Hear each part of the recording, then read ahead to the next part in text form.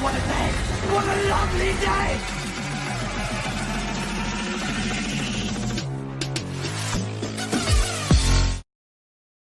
Welcome to Flat Earth Debate Uncut and After Show. I'm your host Nathan Oakley, and if you are new to this channel, or you've not done so already, then be sure to subscribe and hit the bell notification icon to keep up to date with the Flat Earth Debate. If you'd like to support the channel, there is a super chat that runs alongside each of these shows while they premiere. There's also a PayPal, Patreon and crypto link in the info box below the video. Speaking of Patreon, I'm going to do a quick shout out to all of you who do support me on Patreon, so a massive shout out of thanks and appreciation to Abraham Mohammed, Adrian Quintana, Alistair Main, Blue Ridge Ranger, Burn Fat Till My Stomach Is As Flat As the Earth, Chris Hillman, Dank, Dave Rakia Gafford, David Robinson, David Wayne Foster, Dick Earth Skeptic, Edwin Johnson, Erwin Jennison's Phoenix Hung, Fireball X, Godrockin, Henrik86, Kirsten Smith, Liam Nedrick, Life is Short, Maria Neelands, Missouri Bear, Muted, NA Literalist, Nathan Thompson, Naibai, Rob H, Skeptic936, Steve ALM, Texas Mike, TheFlatEarthChannel.com, The Real Gabster, Tina Baker, Unbelievable Productions, and Windrider. So a massive shout out of thanks to all of you for supporting me on Patreon. Now we are joined by a couple of people in G+, together with a whole bunch of people in Discord, so I'll raise the mic on them and you can enjoy their dulcet tones while I set up for today's live show. I just wonder if this is better when I'm talking. Hopefully when 10th Man gets here, I'm going to ask him to do the housekeeping questions, because yesterday the whole show, it didn't matter that I restarted the live show, the whole show was terrible, recording and live stream. So I spent all weekend integrating a piece of software called RTX Voice into all of the different software that I use. And I thought I did it correctly. I tested it as well, did a live stream testing it. And while it seems to work okay if you've just got one line running through it, if you've got a whole desk full of different lines running through it, it just gets confused and just causes all sorts of audio headaches. So last night, I spent all night unintegrating it into all of the different pieces of software. But now that I've done that, it's easy to make a mistake when you're dealing with so many different lines. So I want to make sure that the live stream's running okay once it starts at 2 o'clock. So hopefully 10th Man can actually do the housekeeping if he turns up. And that way I can actually go to the live stream and just check it's running okay. On mute, obviously. You could run a quick, just a temporary test stream, maybe just to see how it turns out. So have you got further away or something? Because you've now gone from being okay and listenable to I can't really hear what you're saying. No, I'm standing close. Maybe I didn't turn my volume up. Is that better on my voice? Better. Yes, that's better. I'll just have to speak louder. I was just saying maybe you could do a test stream, like just a test live stream real quick, just to make sure everything's working. Nah, I don't want to do that. The problem with doing a test stream is that, I don't know why, if you do a second stream, it'll always be less advertised than the first. So the first, they'll go out, they'll let people know, potentially, not always, if we're in a time of deep censorship for whatever reason, then for me especially, you might not reach anybody, even your own subscribers. But that aside, the way it should work is, the first live stream that you put out will go and get publicised to all your people that have hit the bell icon and things like that. But if you just immediately put a second one out, that necessarily won't go out as a notification to people who've hit the bell and various other means that they have to distribute it. So you're going to widely advertise an audio test, which isn't what I want to do. I mean, obviously, if I start on time and it isn't correct, like yesterday, I'll do my utmost to try and correct it. But there comes a point where you've just got to get on with it, audio failing or no audio, because otherwise you've just got an entire show of me trying to correct audio issues. And while it's horrendous, you can just about listen to yesterday's show. It's going to go out tonight for the people who are watching this. Listening to this particular bit of the show, it's yesterday's show on the second channel, Nathan Oakley channel. But yeah, it'll go out tonight in real time for us on the second channel, and I'm loath to even watch it because I know how bad it is. But there we go. That's such is life.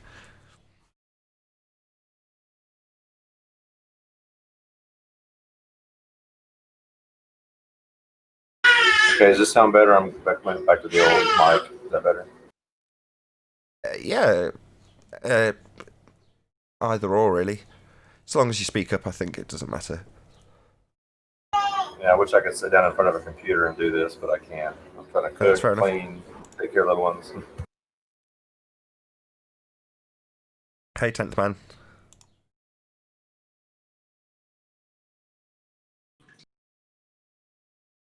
Good morning. Good morning.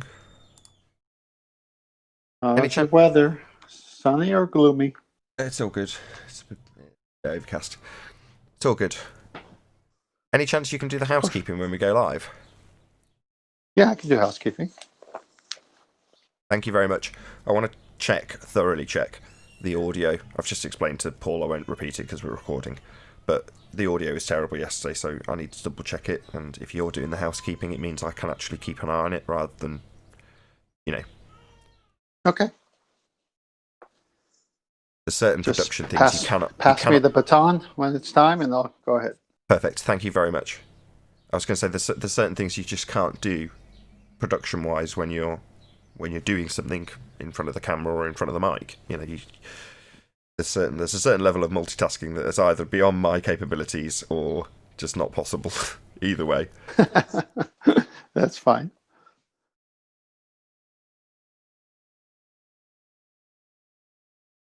About 80%. Who do we got? Go on. Sorry. No, it's all right. So who do we got? Paul's on, and you and me, right? Neil, Righteous, Sinclair, Lena. Can't read it. The text is too small. What's your name, my friend? Sink cleanser. Just always hanging out here. Sink lenser. Have I said that right? Like sin cleanser. Like two words that just combined. Okay. Like facial cleanser. Usually they say skin cleanser or skin cancer. All these types of... Yeah, but like cleanser. I get it. It's sin. And then the next bit starts with the C. So it's sin cleanser. Okay. I thought you first said skin cleanser. I was going to say he's got 7 layers for each argument.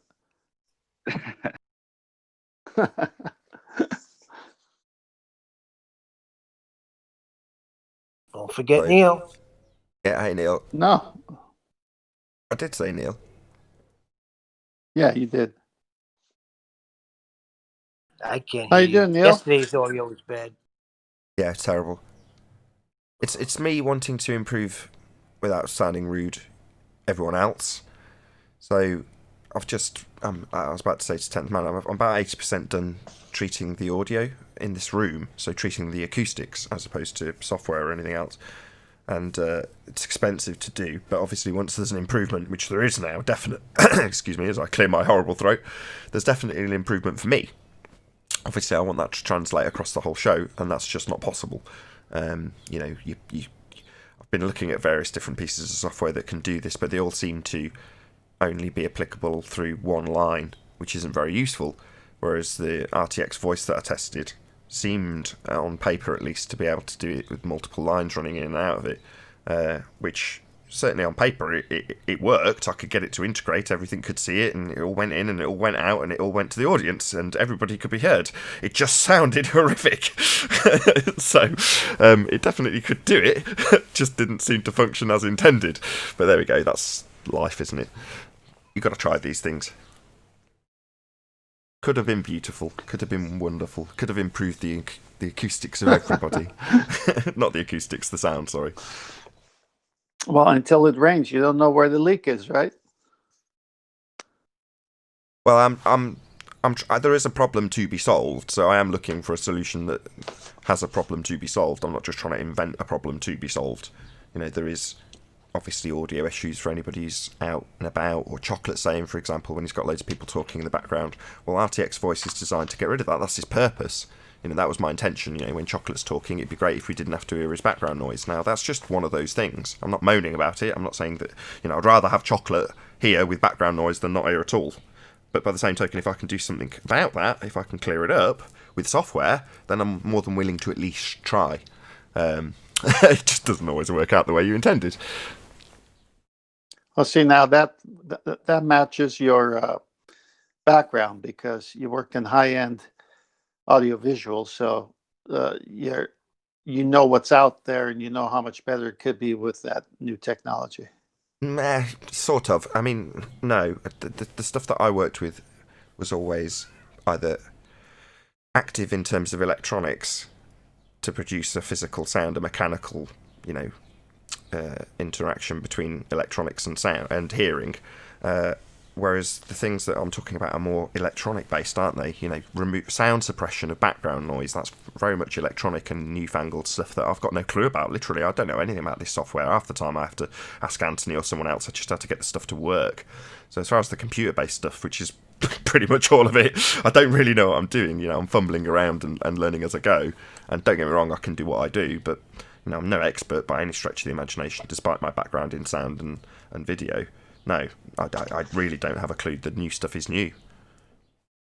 Well, I remember you said, I think it was to Anthony, the nuances, because you're able to pick it up with your ears. So now, because there is newfangled EMI, it's not the old school technology where you change something you're used to. You have to learn a whole new discipline with computers and software and code and how is it written, what's it supposed to do.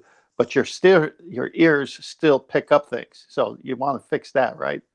Yeah, well, yeah, absolutely. So that's passive, though. So the stuff that I've done to the room is all... There's two things that it's achieving. One is that I can hear you clearer. So I want to hear you speak more intelligibly. I'm not saying you don't, but I'm just saying in terms of the reproduction at my end, if it's clearer, it's clearer. And that's one of the things I want to achieve. I want to be able to hear what you're saying with better accuracy. Because the clearer I can hear... I mishear things. You know, because of the room acoustics, you know, it's just it was a mess of mud and soup, and you just can't really distinguish certain things, and you mishear things, and that's no good. I want to hear clearly. So when I ask people if they're deaf, often that is actually a contributing factor. They genuinely do mishear because they think they've heard something, and they haven't.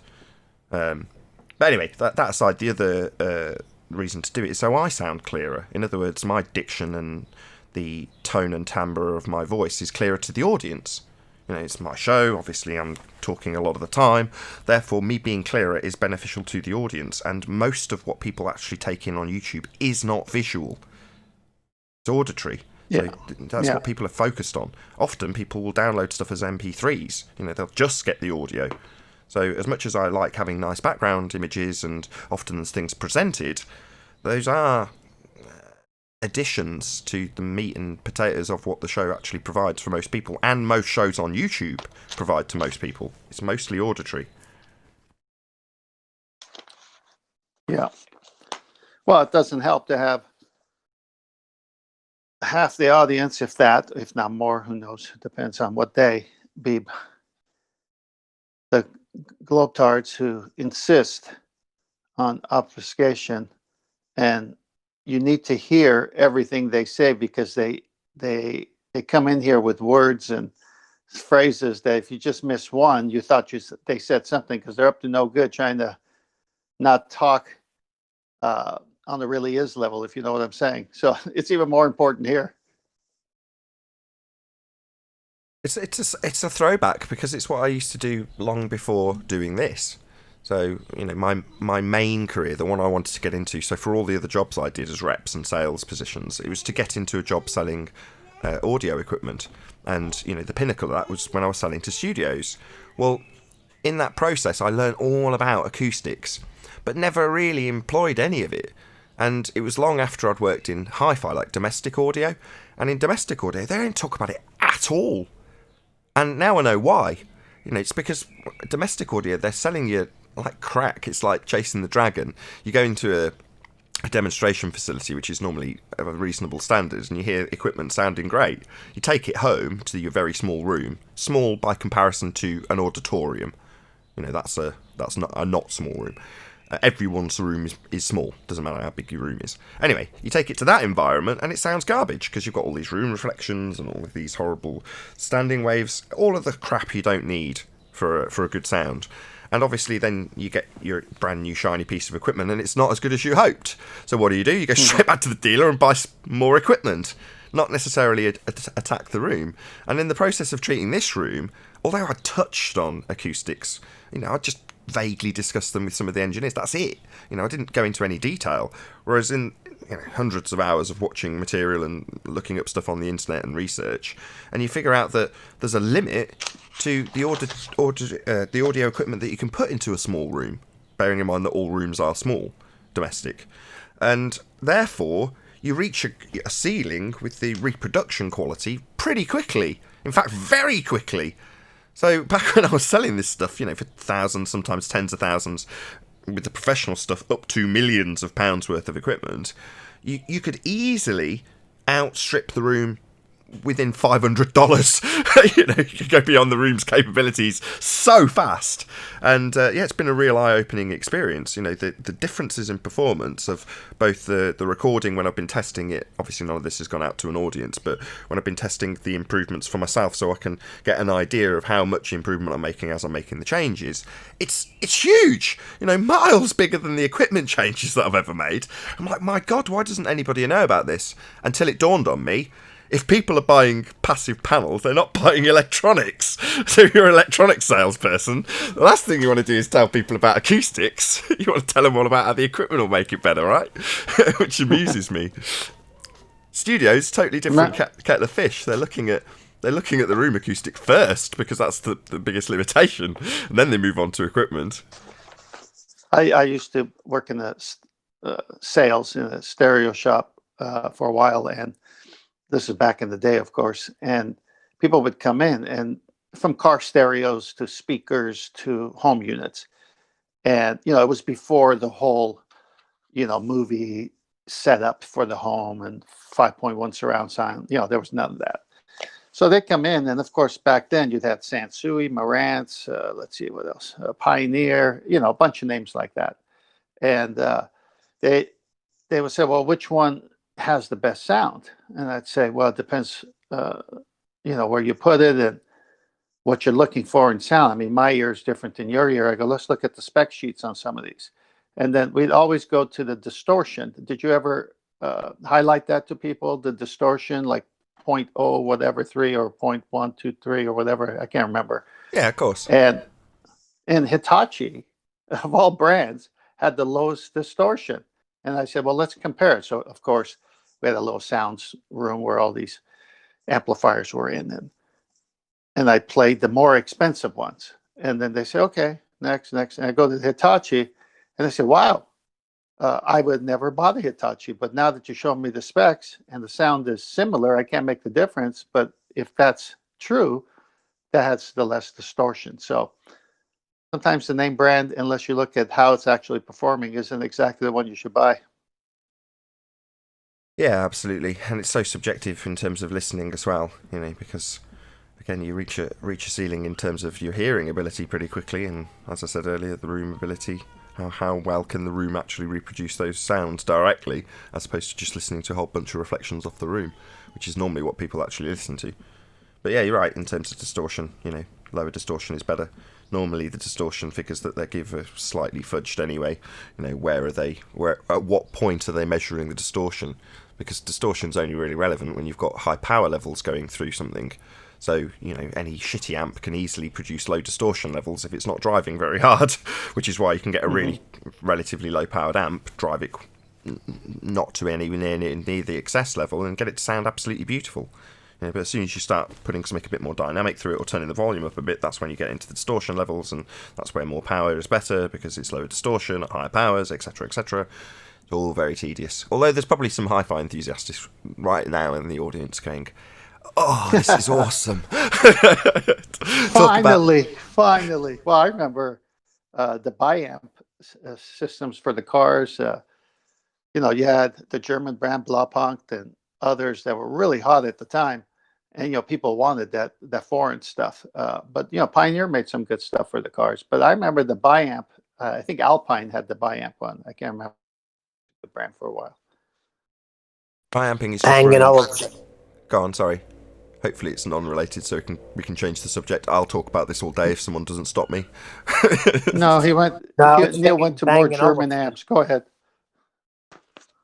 Go on, Neil. You just never heard of Bang & Olufsen? Yeah, B&O. It's a subdivision of Philips. It's very, very cool looking stuff. I mean, it performs all right. Just trendy. So what about Bose? Bose don't even publish their distortion figures. That says it all. Their pro stuff is absolutely astonishing. Bose make some of the best pro audio you can get. Really, really good stuff. The domestic stuff, Yeah, not so much. I have a Bose surround sound main system with 200 hard drive on it, and it is the best I've ever had. So clean. stuff. Bose is so clean. Clean? You're convincing yourself that Bose is great. Have you got Bose, Neil? Yeah. Is But they're clean. Like, Is it's it so acoustic clean. mass? Is it little tiny little satellite speakers and a subwoofer? Here we go. Come on, Neil, back it up. No, I'm not going to argue with you about hi-fi. It's in many ways irrelevant because this is so subjective. Nothing we ever discuss in this show will ever be critical listening. In other words, a guy producing the music that's going to making money off it. We're just talking about our enjoyment of music. If you like listening to a Bose system, then the Bose system is the best. Because it's nothing more than your emotional connection to the music at the point that we're discussing it. Domestic listening. Who cares? It's not critical listening. It's a very different game of, if you're in a studio, being able to make a decision about what you're going to do is critical. That's critical listening. This isn't. So Bose, great, wonderful. If you like it. I like the fact that people buy hi-fis and listen to music. But, people get caught up in the gear. Mm-hmm. Me, because I used to sell it, it interests me because obviously you can quantify some of this stuff and some people don't, like Bose. So, it's a lifestyle. Same with B&O. B&O, Bose, both lifestyle systems, they call them. And that just means that it looks really pretty and it produces music. Great. If you like that, wonderful.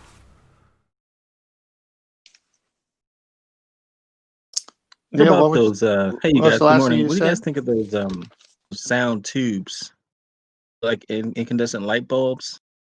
Yeah, tubes. Yeah, tubes. Tubes are still popular. You can buy tube amplifiers. Single-ended amplifiers, basically. High levels of, I think it's second-order distortion. It's just a type of distortion that your ears like. So although it's not a particularly correct or accurate sound, it's very pleasing to the ears. So I've got tubes in my bedroom system, little valves on the amplifier that I use, and it's lovely. It's really warm. It's nice to listen to. Perfect for a bedroom system. Nathan, you use a tube amplifier for your audio?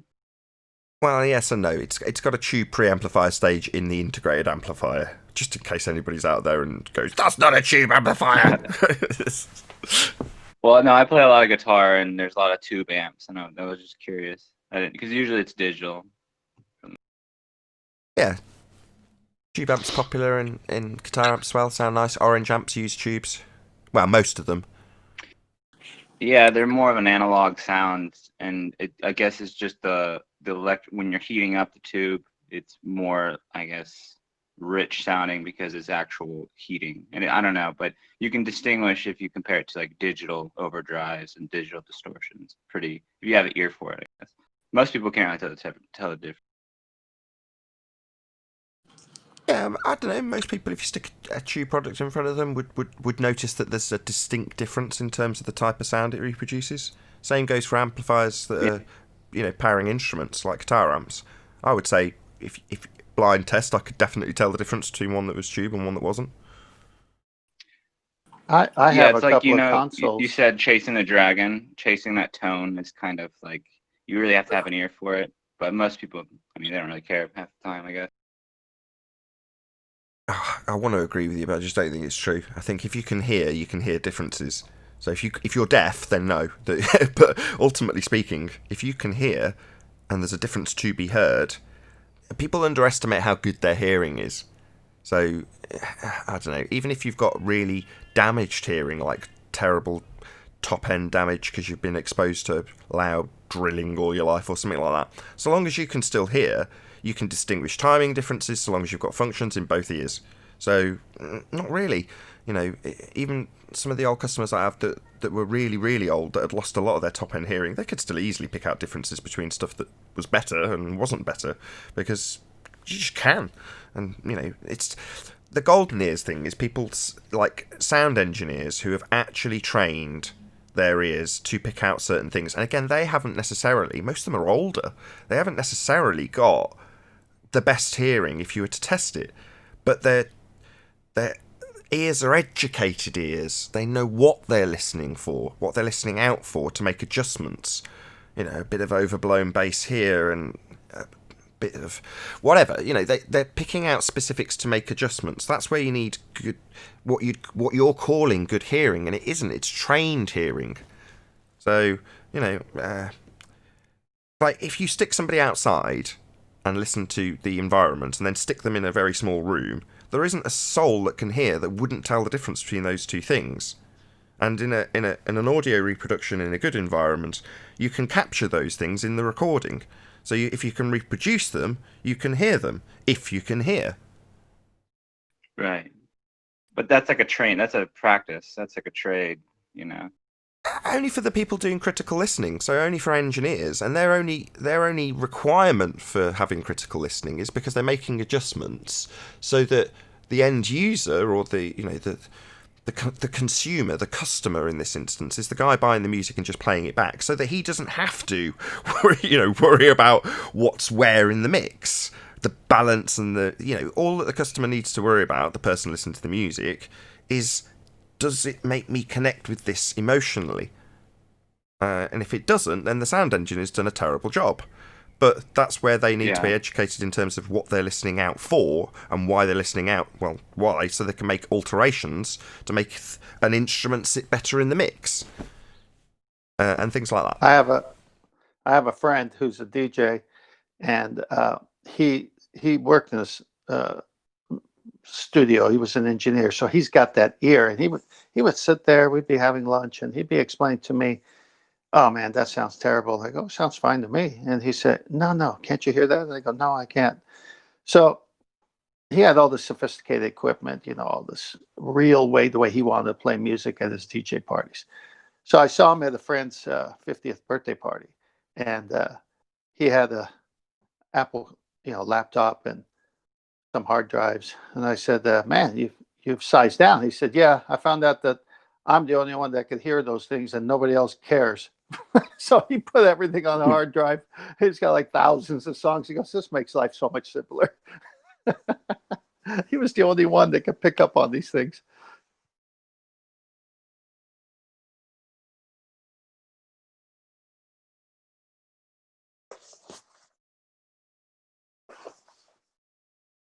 Hello? Where'd everybody go?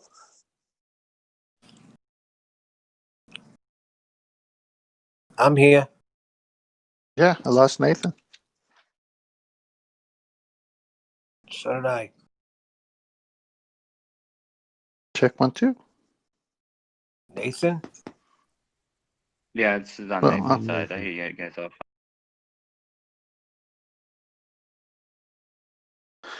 Well, I may have to rejoin if I'm going to do housekeeping. I see him flashing, but I don't hear him. Yeah, I see him flashing, but I don't hear him. Let me get out and get back in. If he comes back, tell him I'm rejoining. We got a few minutes. Okay, Neil? Yes.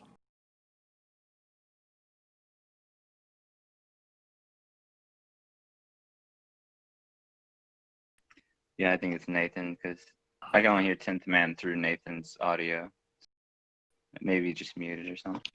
I could hear 10th Man clean. You can't hear him clean? No, Nathan? I hear him, but I only hear him through the Discord, and that's through Nathan's output audio. So I think I Nathan's just joined. muted for Hang on, I just rejoined and I can't hear him. Still no Nathan. What's the problem? Oh, We weren't hearing just you. now heard you. We thought there was a problem. Oh, that's just because I just nipped away for a second.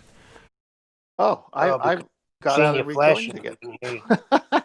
I thought, wait a minute, how am I going to do housekeeping if you can't hear me? Just before the show starts, I just shut my line down and concentrate on other things. So I'm not actually listening to you for the last 3 minutes, maybe, before I start. So That's funny. I was talking to you too. That's great. no, I'm kidding. I'm more distracted than normal because there's there's severe audio issues yesterday, so I'm nervous about what's happening, and I've got everything lined up so that if there is a problem, I can immediately start to address it. Hopefully while we're live, so I don't have to restart the live show like I did yesterday. That's disastrous. As I explained at the beginning of the show, it will get less promotion if I restart a live show. So that's not what I want to do.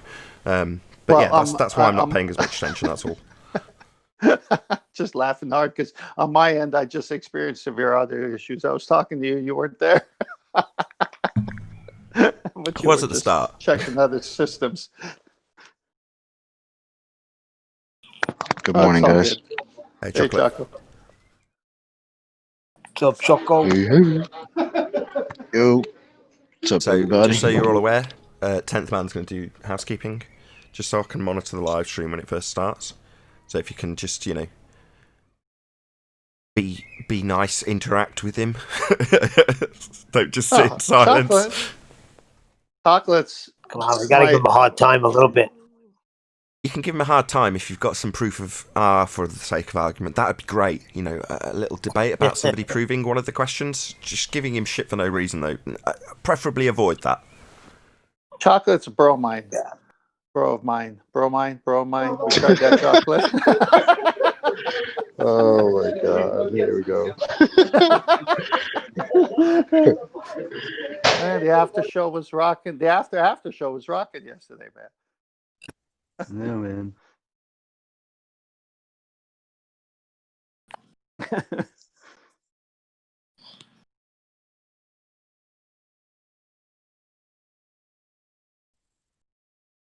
Well, how many people we got on Discord? Almost full house. Almost full house. Okay, good. We should have some interaction here then. Hopefully. Some cleanser back to talk some more shit on you guys, or He's behaving today.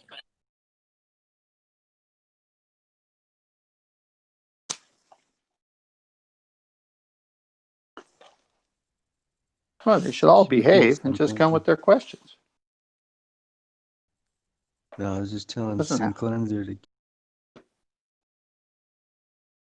You're kind of muffled or low.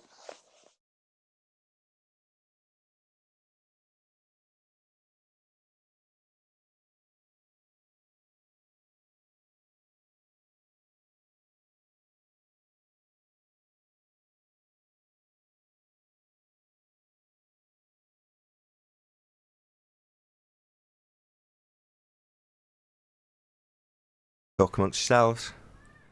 Oh, I thought you were starting the show. Nah, a couple of minutes. Couple of minutes. Okay, I'm off on my clock here. It's 6 a.m. right Ju- now here. Just having a moment of silence for the globe. Oh, Yes. okay. We're about to have eight of them with the 8 housekeeping questions. So then we'll play taps at the end or something.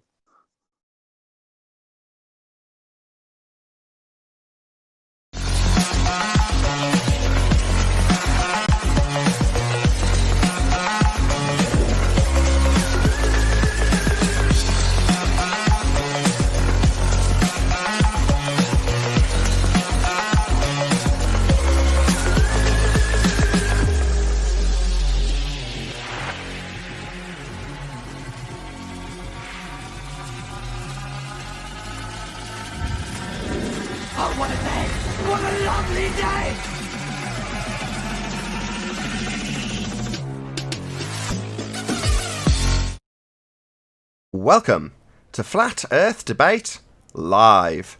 I'm your host, Nathan Oakley, and if you are new to this channel, or you've not done so already, how dare you, then be sure to subscribe and hit the bell notification icon and join button if you'd like to become a Nathan Oakley 1980 channel member and keep up to date with the Flat Earth Debate. If you'd like to support the channel, there is a super chat that runs alongside each of these shows while they are live. There's also a PayPal, Patreon and crypto link in the info box below the video. Most importantly, if you'd like to join the discussion, simply mute the page you are currently watching, then click the link in the info box below this video to join the panel and express your views on the nature of Earth. If you do join, please don't swear. If you do, you'll be ejected, and if you are, please don't try to rejoin the stream using sock accounts. You'll be warmly welcome back on the next stream. Please also share the show on social media. Sharing the show obviously increases the live audience, but this in turn increases the chances of a more diverse panel. So please share the show on Facebook and Twitter. And one last time, if you're new to the channel or you've not done so already, then be sure to subscribe, hit the bell notification icon and join button to keep up to date with the Flat Earth debate. Now, we are joined by Paul Hall, Chocolate Sane, 10th Man, Arwin, and a whole bunch of people in Discord. So welcome one and all. Greetings. What's up, guys? Good morning. It's good to be back. It is. So, as we had a few technical issues yesterday, I'm going to go and monitor the live stream while 10th Man takes over with the housekeeping question. So, over to you, 10th Man. All right. Thank you, Nathan. All right. Number one, any signs of a physical geometric sphere edge horizon, formerly known as Earth curve? Black Swan. That's Negative.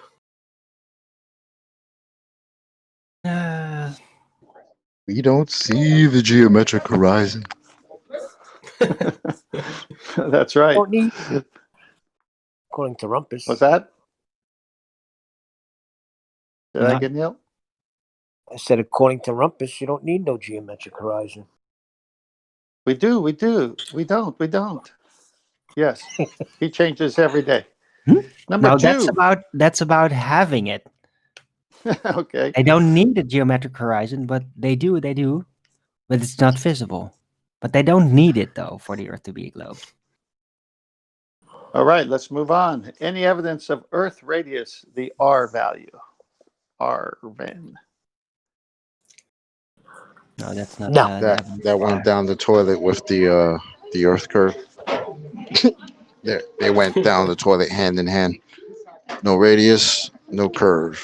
No curve, no ball. Rest in peace. I think you'll find it. So- I think you'll find it swirled down the toilet with Coriolis effect. Actually, I was just going to say that. Boom, boom. Just going to say that. With Coriolis effect, not caused by Coriolis effect. Wait a minute. I just saw something here. I'm doing Nathan's part. Nathan's doing my part, stealing my puns there. What's going on here? See, but it gave you the perfect segue to go into axial rotation. Do we have any of that? Oh, wait, that went down the toilet too. But you could ask the question. That's a good segue there. Any evidence of axial rotation, Earth-based variety?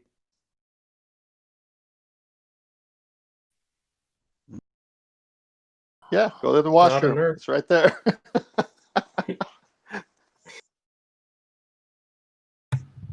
No, there's no motion going on. All Of right. the Earth. Season. Nah, we got like 4 or 5 different motions going on, and nobody can prove any of them.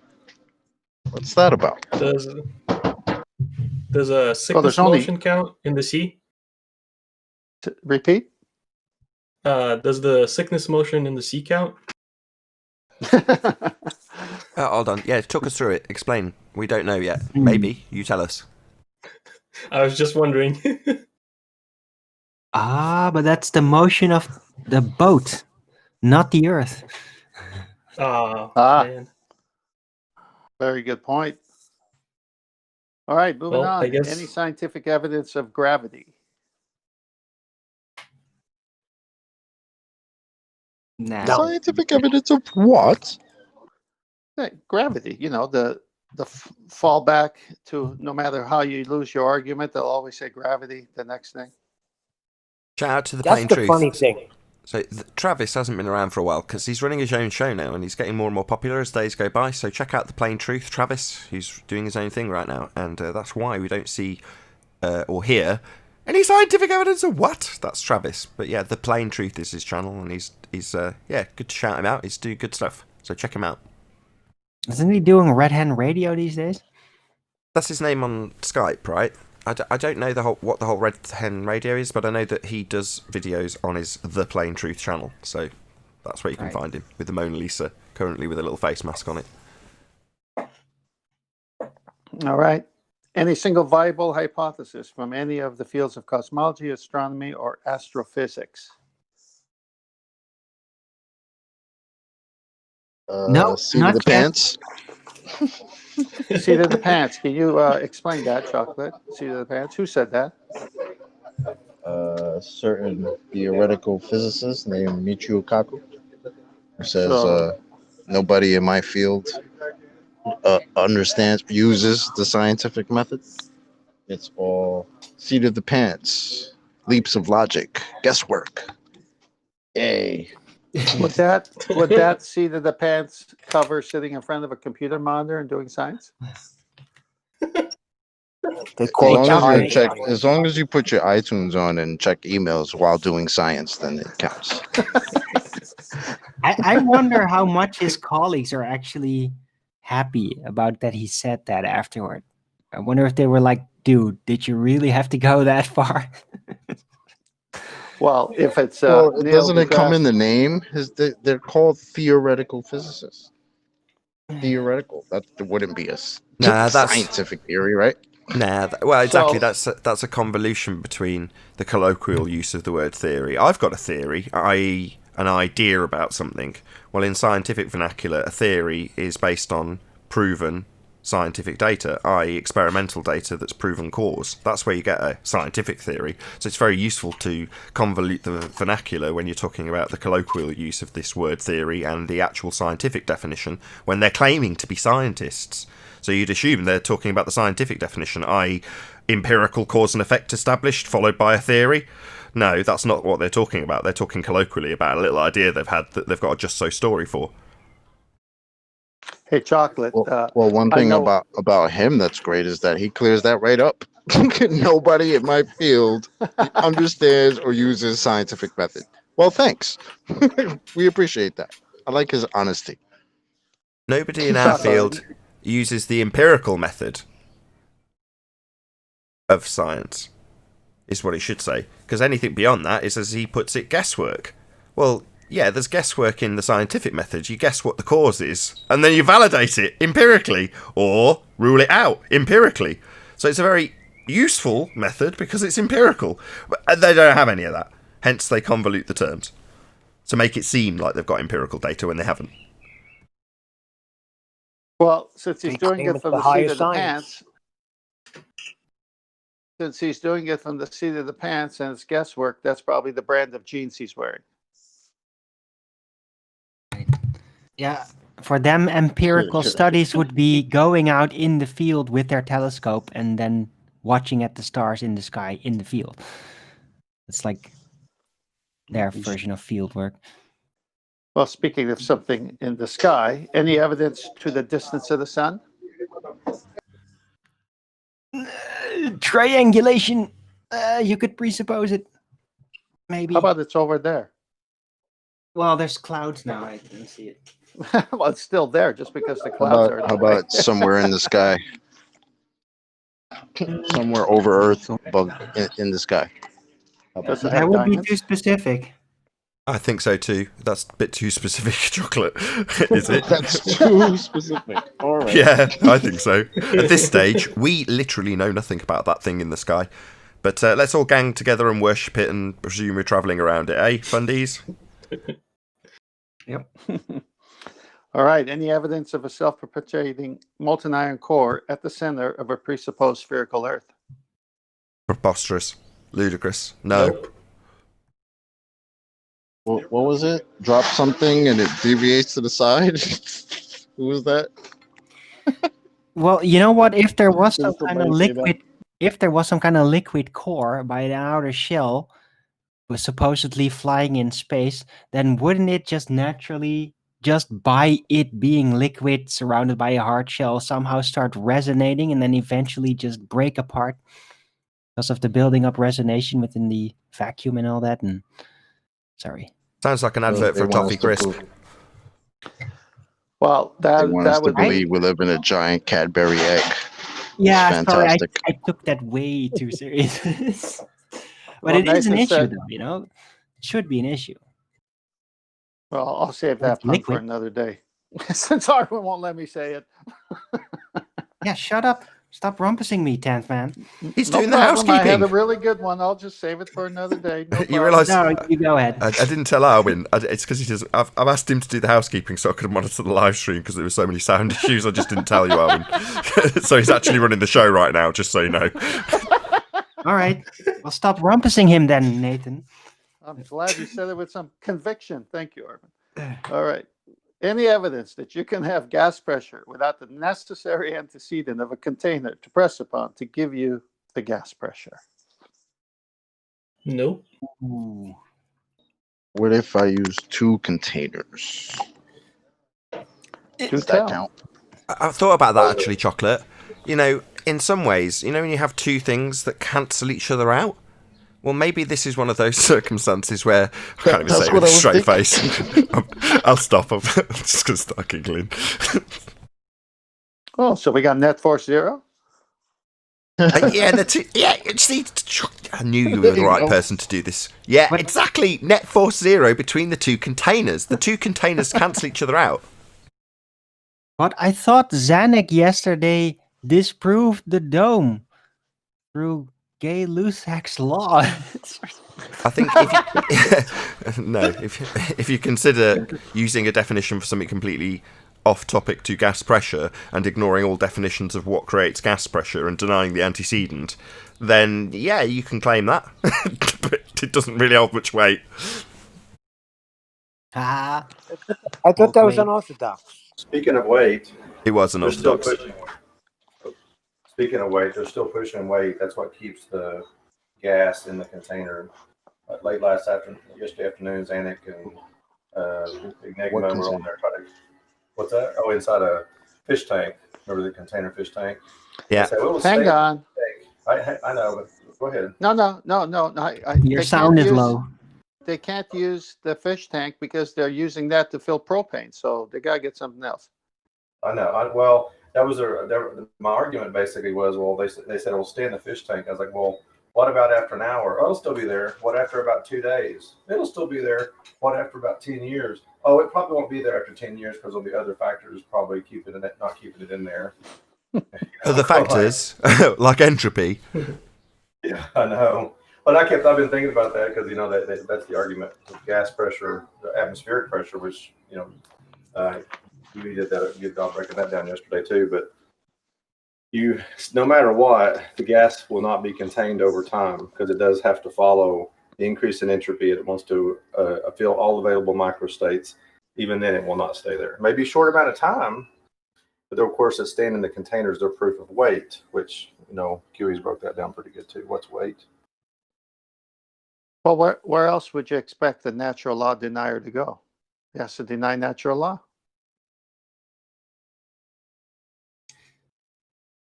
And they claim we're science deniers.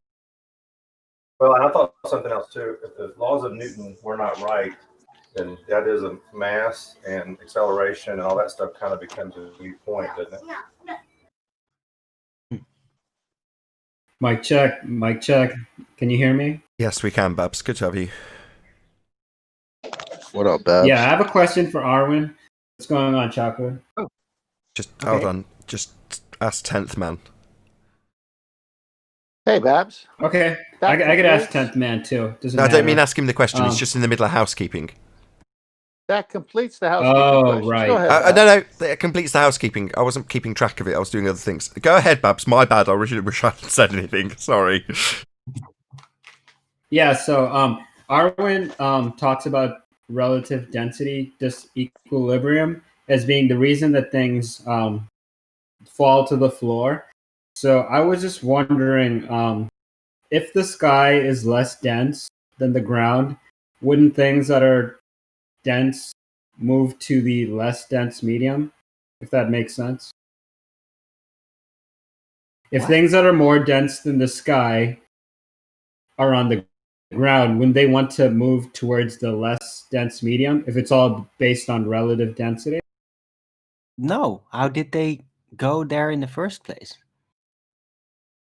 No, then it's not just going to move back the direction. It's not going to change. Unless the medium. Right, but the reason it's that all the dependent things on the medium. fall to If the the medium floor is is suddenly because going to they're be more. The reason that things fall to the floor is because they're more dense than the medium. But why wouldn't they fall upwards since the sky is less dense? You've answered your own question in your statement. And you've started with a premise that's faulty. So you said that Arwen's explanation for why things fall down is relative density disequilibrium. Well, no. Relative density disequilibrium could easily force things up. Yeah. Force a basketball underwater. That's relative density disequilibrium. Hold on. That's relative density disequilibrium. You force the ball out of equilibrium under the water. Well, that's going to go up when you release it, right? Because it's in disequilibrium to the opposing direction. Now that's going to go up. Same with a helium balloon in air. You let it go, it goes up. Well, that's because it's less dense than the air, so it goes up. The rock, more dense, goes down. Now, down is relative for the state that you are referring to. Direction is relative. So what's up for one thing might not be up for another, depending on its density. Now for us, we're in a specific medium. Us, up, is based on what happens in air. Right. It all depends on the medium. So up means less dense than the medium. Down means denser than the medium. That's pretty much how it works. Right. Yeah, that does make sense. I was under the impression that it was only like, because when we think about things falling to the ground, we normally just tend to think of like solids and liquids. So I was under the impression that it was how solids and liquids interact with the medium. And that's what Arwen was referring to. But what you're saying is that gases are also involved in this. So the less dense gases are going to be higher up, and the more dense things, which are generally like solids and liquids, are going to be on the ground. So it's all just not necessarily. No, according to density. No, not necessarily. It's just the density. So you've seen the example of sulfur hexafluoride being capable, although it's a man-made gas, it's still an example that defies what you've stated. So you can float a solid, albeit in a particular, a very efficient way of cupping the air beneath it in terms of what they put on top of it. But a foil boat can be suspended, a solid, on top of a gas because of its density. Well, in other words, the density rules. Now, obviously, there's certain densities that can't be mediums, but on the other hand, I'm probably going to be corrected on that as well. So if I say, well, we can't be in the medium of rock, that pretty much holds true. But we can be in the medium of water or sulfur hexafluoride without too much difficulty. Probably wouldn't survive very long. But the point is, you can actually occupy those mediums, and the density is really all that's dictating what's going to happen where. Same principle applies with, I think it's, I can't remember what the liquid is. It's molten lead or something like that, and you can literally Mercury. Mercury, that was it. You can float stuff on it. Solids. You can put an anvil, great big massive heavy weight, on top of mercury, and it'll just float there. Well, that's purely down to the density of the medium. In that case, it's mercury. But think about this though. If I have a baseball in my hand, the baseball is more dense than the surrounding air, but it's also more dense than the air that's like, say, 50 miles up. So why does it choose to go down if it's less dense than the air that's above as well? Why is it prioritizing down if More it's all dense. just based on density? It's not prioritizing down. It just is more dense than the medium it's in. So it's going to go in that direction relative to the density of the medium that it's in. Likewise, the reverse is true for something less dense. So why are you saying, well, why doesn't it go to the even more less dense medium? Well, because it's still more dense than all of it. So it's going down relative to its medium. Yeah.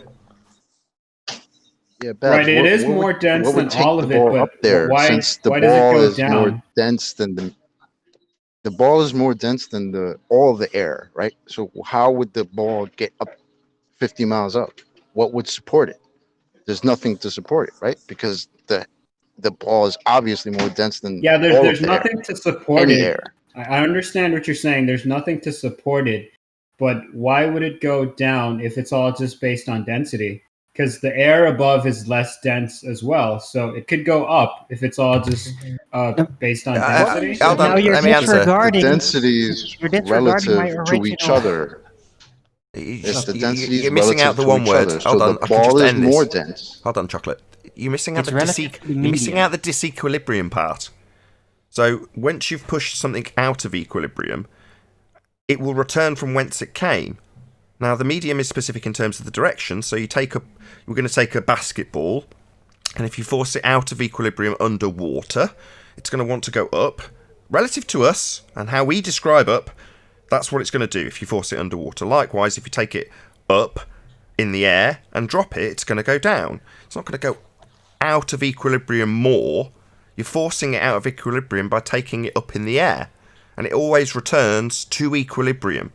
So it depends on where its equilibrium point is. Now, this is aside from fall arrest, which you said, oh, well, there's nothing supporting it. Well, that's describing fall arrest.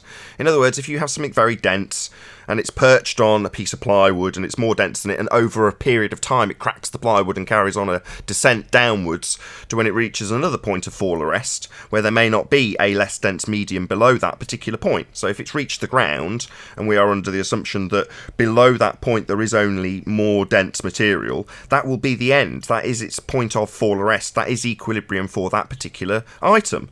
Doesn't matter what it is. It's an anvil falling off a cliff in a Wile E. Coyote cartoon. But the point is that once it's reached that point of equilibrium, notwithstanding fall arrest, once you take it out of equilibrium, which requires energy, it's going to return from whence it came.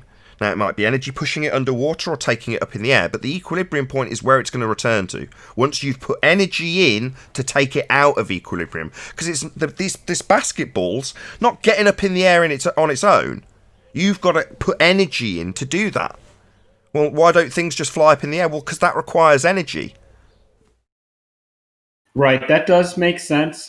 But the next question is then, why is equilibrium down for solids? Why is it down? And I mean, that question is probably impossible to answer. You could say it's that wrong, it's gravity. Gravity's still. Hold on. It's because it's malformed.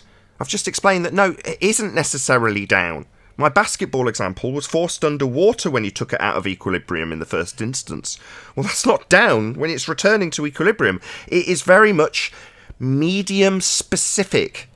So it's not just down. This whole gravity bullshit is only because we only refer to our relative directions for us. Directions are not relative, are always going to be relative. And in this instance, you can change that if you change the medium. Right, I get that part 100%. It's all medium based. That's why a basketball is always going to float at the top of a swimming pool, and a bowling ball is going to fall to the bottom because it's more dense than the medium. Yes. And that's it. That's the end of the explanation. There's nothing more to explain. You can go into the causes, but then you're trying to derive the cause of a second order effect of entropy.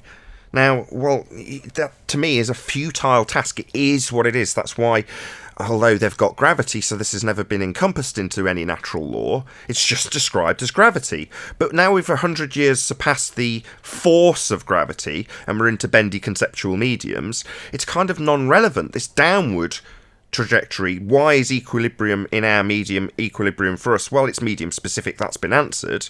But beyond that, you don't have any references to go to other than the logic of what we've just described. So what do you have if you go looking for references? Well, it's always referring to down, because it's always referring back to our relativistic directions that we have in our medium.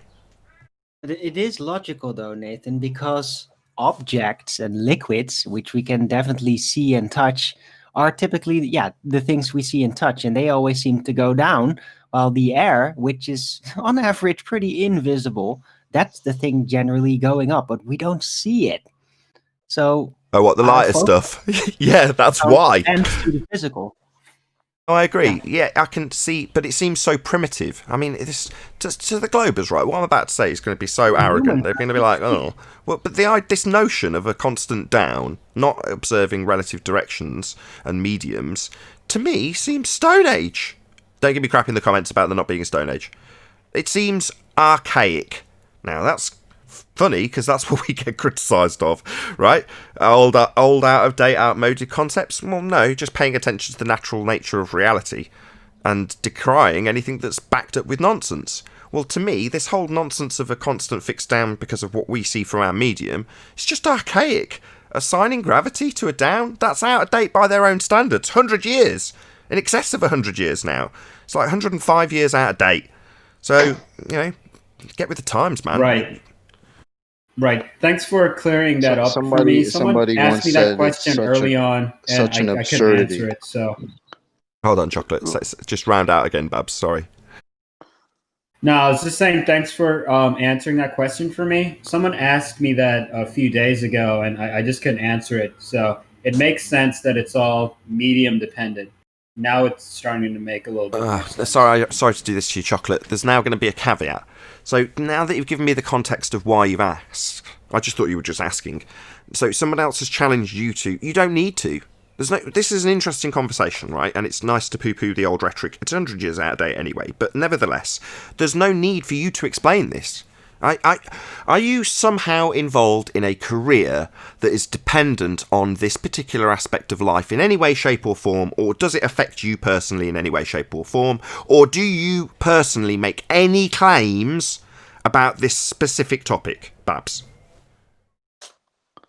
I do make claims about this specific topic. I do spend a lot of time with Globers, and I do like being able to defend my rhetoric. So that's why I ask what I ask, because it's all for debate.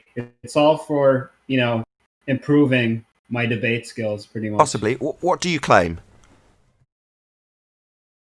I claim that Earth is flat and gravity doesn't exist. Well, that's rebutting a claim. So, if you have an extraordinary claim, definitely the onus of proof is on you. Now, by their own rhetoric, and you'll agree you've heard enough of it, they will accept that to our observation Earth is flat. Now, given that that is the standard default position, the extraordinary claim is that it's a globe. That's not a claim from you. Same goes for gravity. That's the claim that you're saying, well, I say gravity isn't real. Well, there's no automatic presupposition that we have to accept and suddenly refute. There's no scientific evidence for it. So you're refuting claims. And I will reiterate what I've said. Now, you don't have to accept this, but this is just a fact. By what you've just told me, you're not making any claim. You're refuting an outstanding claim that we have this bullshit force called gravity. Well, that's a refutation of the claim. Now, while we've just discussed what is actually in occurrence, relative density disequilibrium in this case, we don't have to do that. I don't have to do that. The same way I don't have to explain what the sky is, and neither do you. You don't have to justify what causes down to be down, as that's your specific question in this regard. You don't have to do that. You're not making a claim.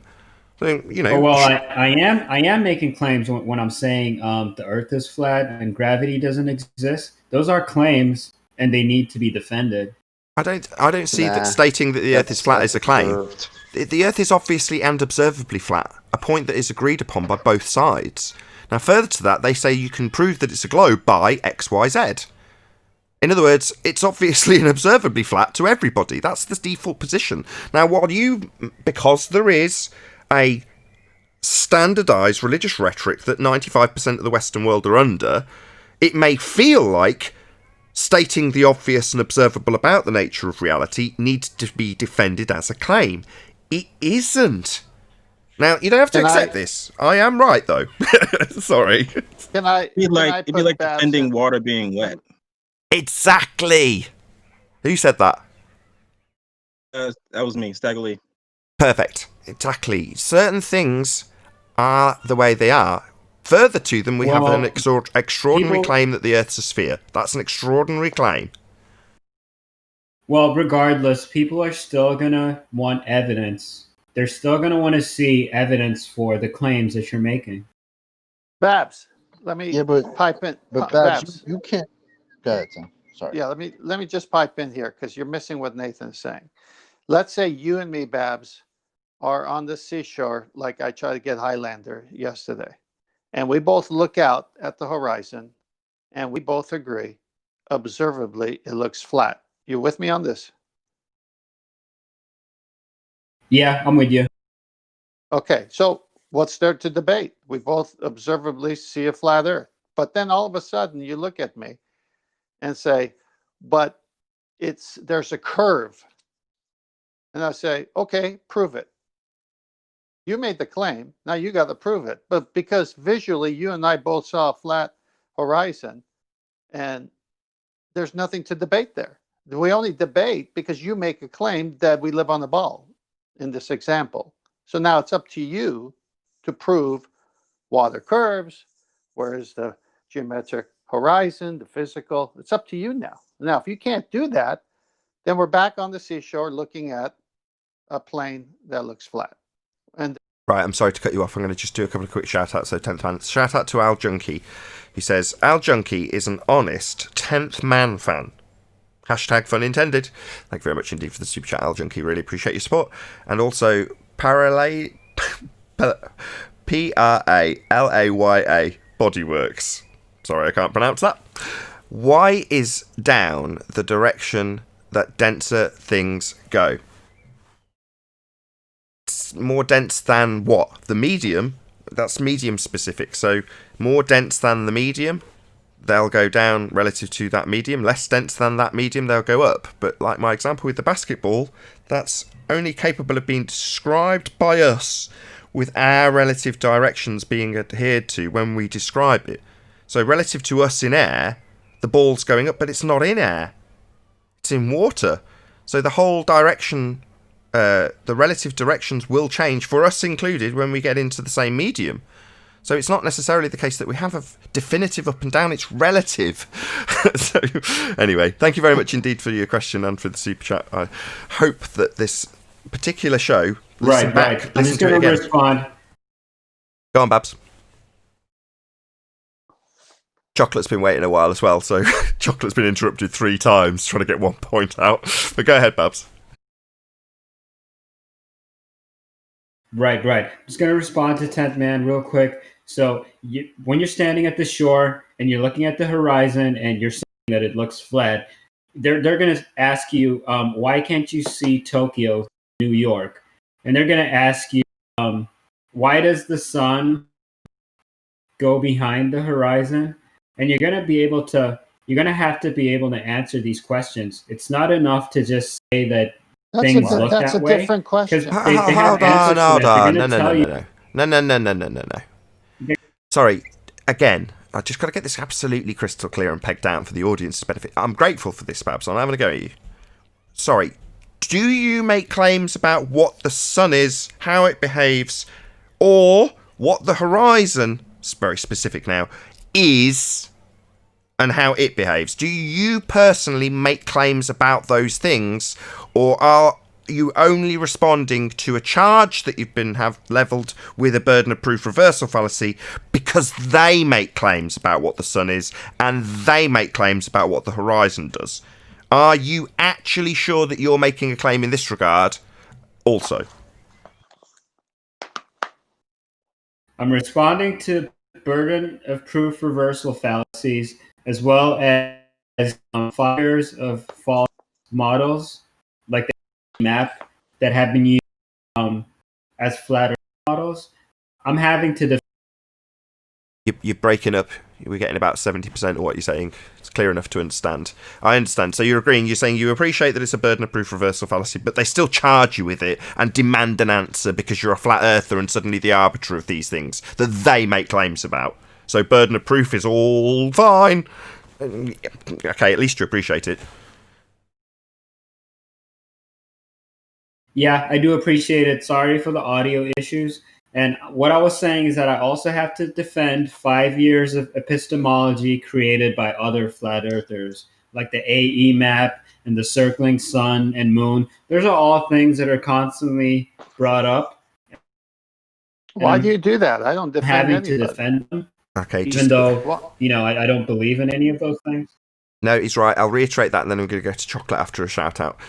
So, yeah, you're absolutely right. That's weird defending the fact that maybe it's controlled opposition that's permeated all of this stuff into the people who are just ground-level, grassroots people who've realised the nature of their reality, suddenly start punting global, azimuthal, equidistant, North Pole-centric projections. And we have to defend that somehow. Now, not here. We point out the burden of proof reversal fallacy, models of pseudoscience, all of those things that we have a damn good laugh at when they get challenged by our opponents. Yeah, models are pseudoscience. Anyway, right. So shout out to Rakia Life. He says, set my man chocolate free. Oh, and I would like QE to define vacation. Lol. Rakia Life. Also, shout out to Pralaya Bodyworks again. By the way, thank you for your videos, despite YouTube censorship. Yeah, thank you very much for watching, and really appreciate the super chat. Times are tough, so thank you for all the support. Right, Chocolate, are you there? Yes, I am. As I your mean, point, at this point, you guys pretty much covered what I was gonna say. Like, I just wanted to tell Babs, like, going back to that example, you guys standing at the seashore, and, you know, you guys see the same thing, and then somebody makes a claim, and now you have to defend it. Why? When you guys see the same thing, why do you have to defend some story now? Because if he can confirm that, then you could, right? So why would you have to explain it to him when you both observe the same thing? It's like if I'm standing on a sidewalk somewhere, right, and somebody comes along, I don't feel any movement, never measured any movement, nothing. And then somebody comes along and says to me, "Hey, you know the ground's moving at 66,000 miles per hour around the sun." And then I'm like, okay, well, do you know that for a fact? No. Do you feel that? No. Did you measure that? No. But then it's a story now that I have to prove to you. That's ridiculous. That's a Well, claim. you You both observe the same observe a flat and thing stationary Earth. because Earth looks the same. You observe the same thing because Earth looks flat locally based on planar surveying. So if you're a microbe on a basketball, it's going to look flat locally. It's only when you look at the Hey, but when you Hold on, look at it hold on, in hold on, entirety Takeman. that you're going to know. Just let him make his point. He's making a point that presupposes a ball and begs the question and demands that we justify why it wouldn't do that if we hadn't begged the question. But I want him to actually say it. You know, if we were on a basketball as a fly, oh, so we're assuming that the Earth is a much bigger basketball, right? Right. The audio issues are killing me right now. If you're a microbe on a basketball, it's going to look flat locally. And that's what planar surveying is. It surveys Earth locally, and it presumes that the Earth is flat. But when you do geodetic surveying, Presume. you can start to see Earth curvature. No, you can't. You They think don't you're- measure it. Hold on. Let's just correct that. Have you watched, I'm going to say you haven't, either Bev Try Thinking or Brian's Logic's presentations recently on geodetic surveying? Babs? Yes. So are you aware of how a geodetic surveyor would beg the question of a sphere and then draw a zenith from his presupposed sphere and map out what they then call, based on their presupposition that they've drew a tangent based on, not a tangent, a zenith, based on their global position that they assumed, they will then draw out what they call a tangent, because of their presupposition, plane, because of their use of Euclidean geometry, which applies flat earth principles after their presupposition of a globe. Were you aware of that? Yeah, I know they presuppose the globe. But were you aware that? Surveying. But were you aware that once they I know presupposed it, they're applying Euclidean principles and levels are level, plums are running parallel? According to them, level is perpendicular to. I know that, but according to their surveyors, after they beg the question of a sphere and draw their zenith to a point that points, according to their fundy religious belief, to the presupposed centre of a presupposed ball Earth, after that moment, so that they can label what they're going to do in terms of work, they call that point the tangent point, because they've presupposed a sphere. But then they actually measure a plane. So the thing they're going to work on with Euclidean principles and levels level, plums plum, is going to be called a tangent, because of the presupposition, plane. So all of the principles that they tell us about, oh, well, plumb bobs point to the centre of a presupposed spherical Earth. No, they don't. Their own surveyors will not back that nonsense, because that's not what they do. They measure a flat plane after they've begged the question. They're not measuring or utilising tools that do anything other than abide by flat Earth and how it operates. Tangent, plane. We've debunked the tangent. The plane bit is their actual practical measurement of the surface they're standing on. Yeah, that So it's flat, by their own admission. Other than their fundy presupposition of the tangent, they're measuring it flat. And the tools are showing it's flat.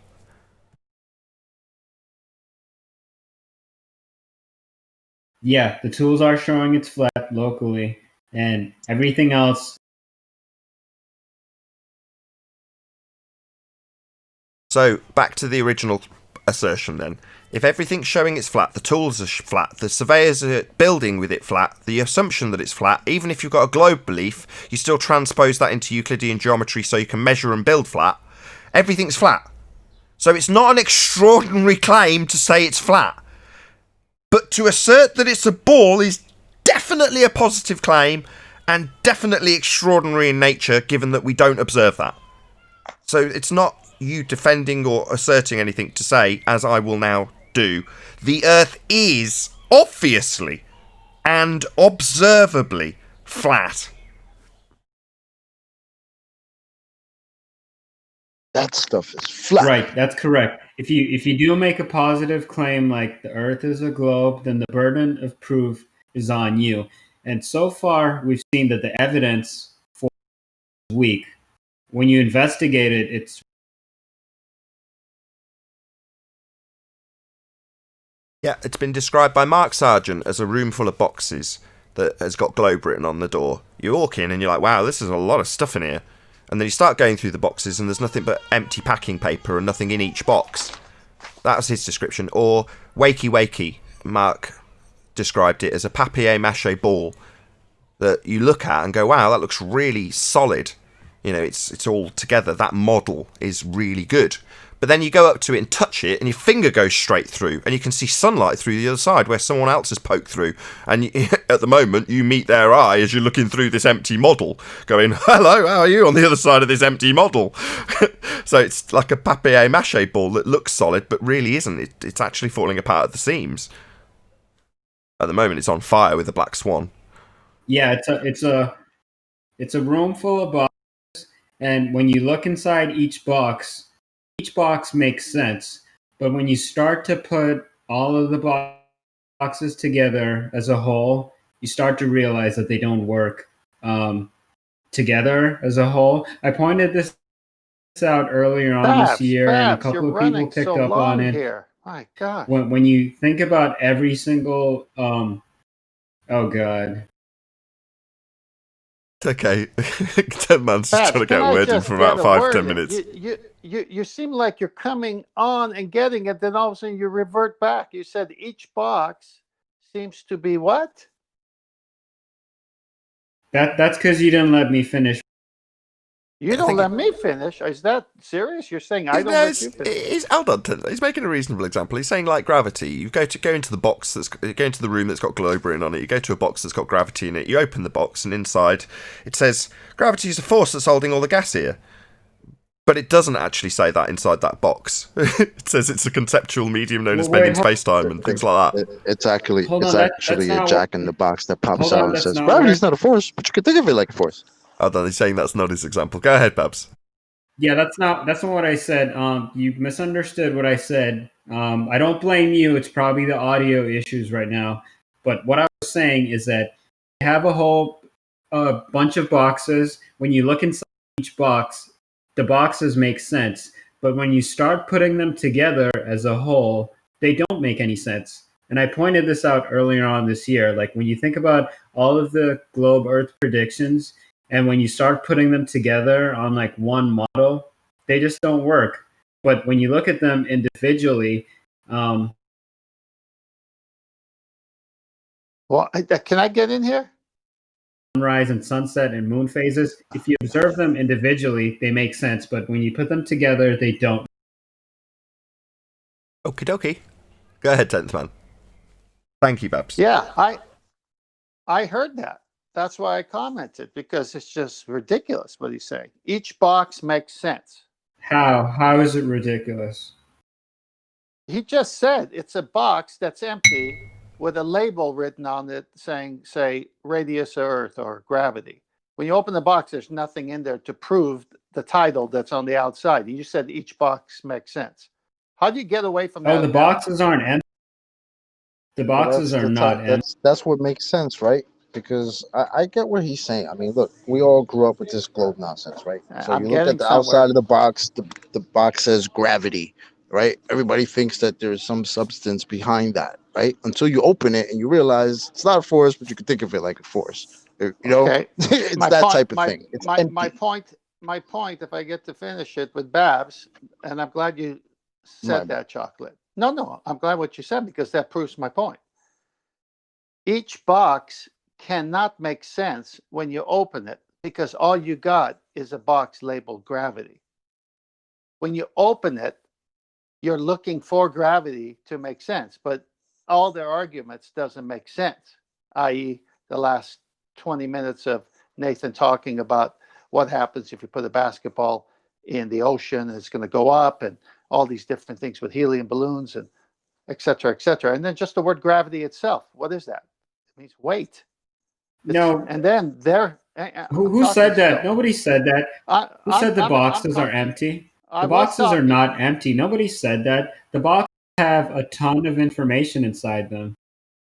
The boxes are not empty. I was talking. This analogy is going nowhere. Okay, we're a bit too hung up on this analogy. Okay, I said get the packing analogy. paper in the analogy I gave when I'm transposing Mark Sargent's description. He's describing pulling out bits of packing paper. Well, those bits of packing paper to you are like the information in the analogy. So yeah, they're not empty boxes. There's stuff in them. It's just garbage. There should be a product in there, and that product should be gravity. And what you've got is packaging for the gravity, saying it's not a force. You know, you're like, hold on, I thought there was a force of gravity in this box, and there's not. There's just packaging paper. Right, but let me finish to the end of my statement. So a box is marked gravity. I open it up, it's package paper, little foam balls, whatever. And this is their version of explaining what the title on the box means. And because I am who I am, I've always dug deep. Well, what do you mean by that? Explain that to me. So the minute you pose a question, like prove it, they fall apart. So it's no different than the title outside the box is phony, so is the package paper. So my whole point to Babs is when he said that if you look at any individual box, it makes sense. No, it doesn't. Because if you don't ask a question, then you're sheep, and how can it make sense? You just accepted the rhetoric. But if you ask a question, that individual box will make sense, is my point. Right. It makes sense to the average Joe that isn't questioning any of this. It's only when you start looking that it doesn't make sense. Aha, that's it. Now you put it in the right context where I could not disturb you. If you don't ask questions, you're going to get sold a lemon of a car. Hey, you got it. Okay, so we're all in agreement. Exactly. Mark Sargent's analogy, A-OK. Yeah, I just felt like we were boxed in. No, I agree with you 100%. It's just an analogy. It doesn't matter that much. That was great.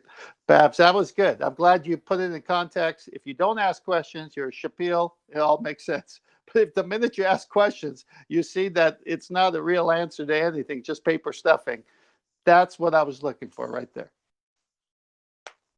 Exactly. Alrighty then.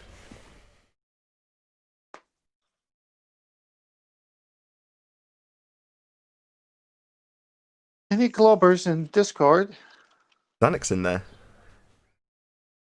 Oh, gosh, this guy with his reverse entropy, natural law denier. Get over here and let's see some more nonsense from you.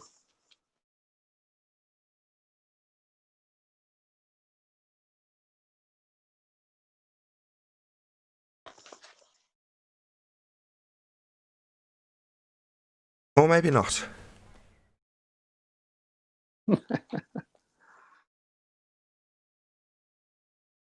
I'm just delighted that the sound actually come through clearly today.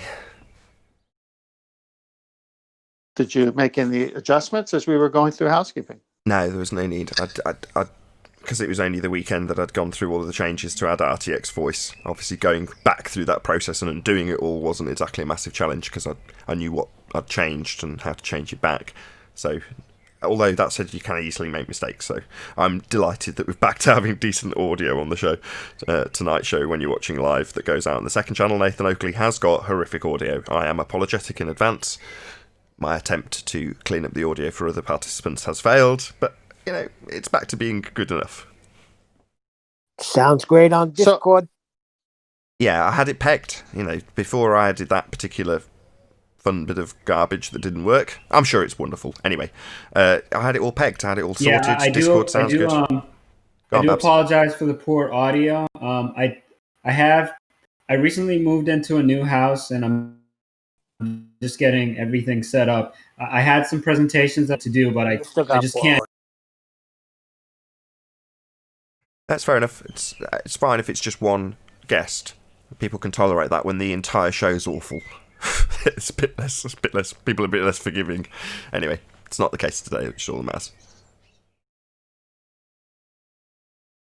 Why is it? I remember when was it Unorthodox or no? I think it was Kosho. Kosho came on and gave us that so-called citation from Thought.co. Chocolate, you remember that?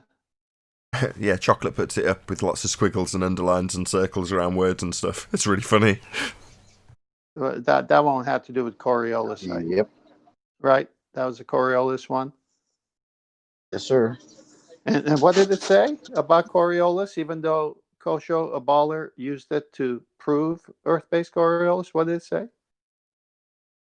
It's an illusion. Okay, so that was his citation, much. right? He's the one who gave it to us, right? Yeah. He gave it. He Okay. provided to us. And then I guess my point is the ballers do this all the time. Rumpus does his Xanax just recently with his reversible changes to entropy. He doesn't finish reading things and he doesn't give us, talk about cherry picking. So when he was doing that, it's the first time I ever heard of entropy being reversed. So I started looking. And then I brought up from Chem Libertex, it says, it should go without saying, of course, that any process that proceeds in infinitesimal steps would take infinitely long to occur. So thermodynamic reversibility is an idealization that is never achieved in real processes. Now, it's interesting that he likes the title of something that can't be done. So he talks about it. And the longer we go into it, we find out it's no more than the Kosho quote where it reverses. The only thing that reversed was his argument. This is all they but he got. brought it up again yesterday.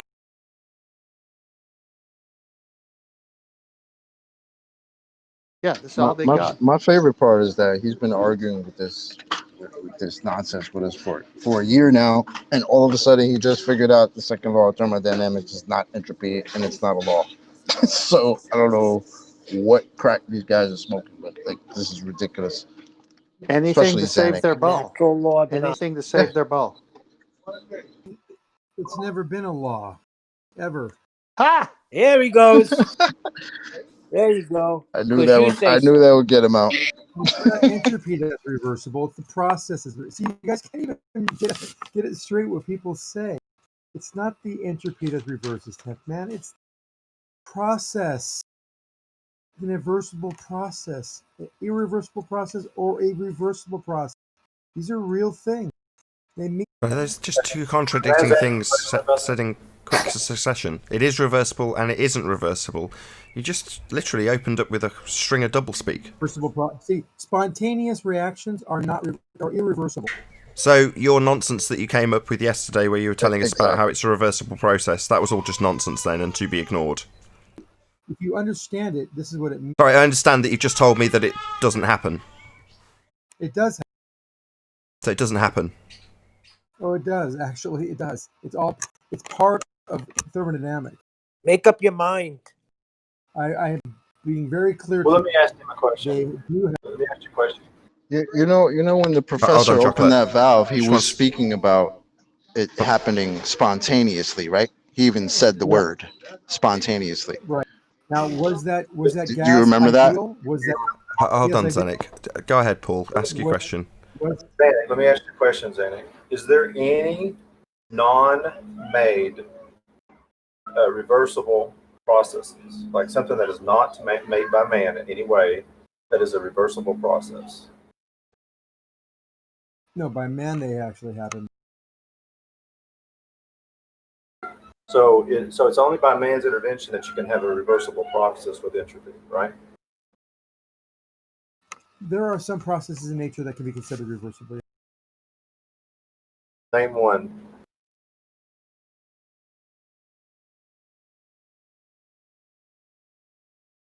See, when you say things like that, and then when you're asked to name one, and then you don't, just sounds like you're making shit up, Think Zanik. one that's actually made by that's not made by man. That is there's theoretical, just like reversible process and irreversible processes. Sorry, we're talking about natural law, laws that occur in nature, not your colloquial theory. No. Well, we're talking about natural. Show me. I still haven't finished talking. We're talking about natural law, not what you make. Why are you demanding stuff through me? While I point out for the third time, whilst being interrupted, that we are talking about laws of nature. Is entropy a law? Of nature. No, it's not. Sorry, yes, it is. It's a law of nature. Your denial of all the citations from NASA and Ken Liebertext and the entropy site .edu and all of the other citations that make it absolutely plain, all of the MIT lectures that I've watched that make it absolutely plain that this is a law of nature, applicable always. Yeah, your denial of that hasn't padded out at all.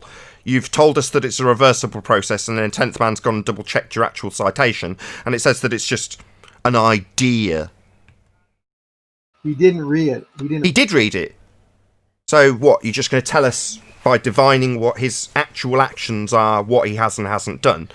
No, he did read it. 10th Man read it and then read out what you left out when you cherry-picked from it, and just left out the bit where it describes it as not actually applying in nature when we're discussing natural law. You ignored that. You cherry-picked that. Let me put a correction here. Hang on, Zanik. I found that myself. I didn't get anything from him that I recall. I could be mistaken. It was a few shows back. And I found this about the reversible process. Now, see how he avoided the question of Paul. Paul said, is there any non-man-made reversible process in nature that exists? What did you say to that? Nothing so far. What did you say to that, Zanik? And then you said there was some. Gas expanding in nature. Why are you so muffled? Is this better? Much better. Okay, So sorry why about did that. you, when asked to show that there are, because you said there aren't, then you said there are some in nature, then asked what are they, name one. You didn't name one. Please name one before anything else comes out of your mouth. Name one.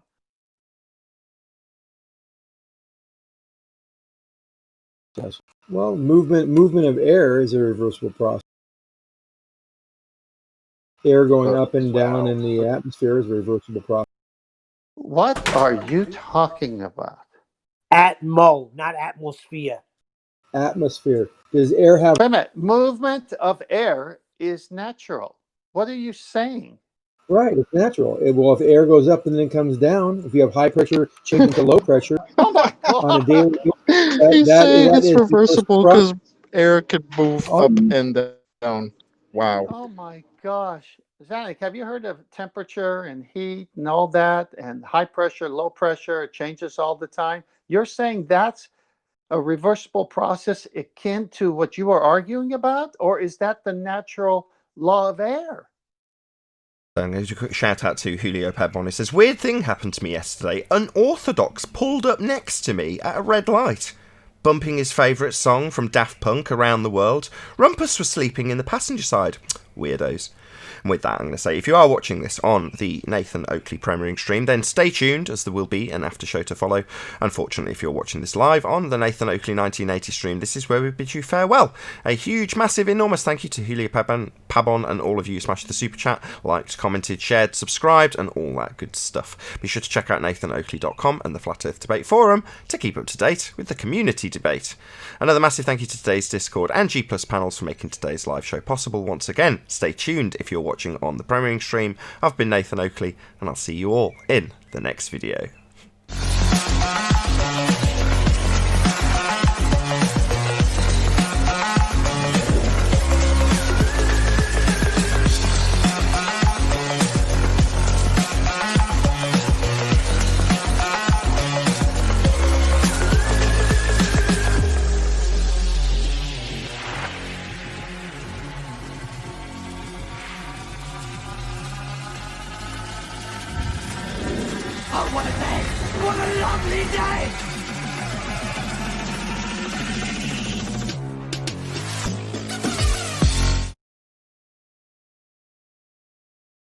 Even man-made stuff breaks down, energy's lost, you know, the whole nine.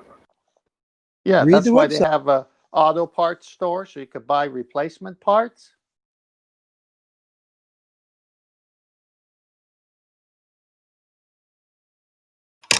Who has another part store? Zanuck, you've lost so many brain cells. I used to at times think you knew what you were talking about, but since the Black Swan, you've swirled down the drain. You have no arguments anymore.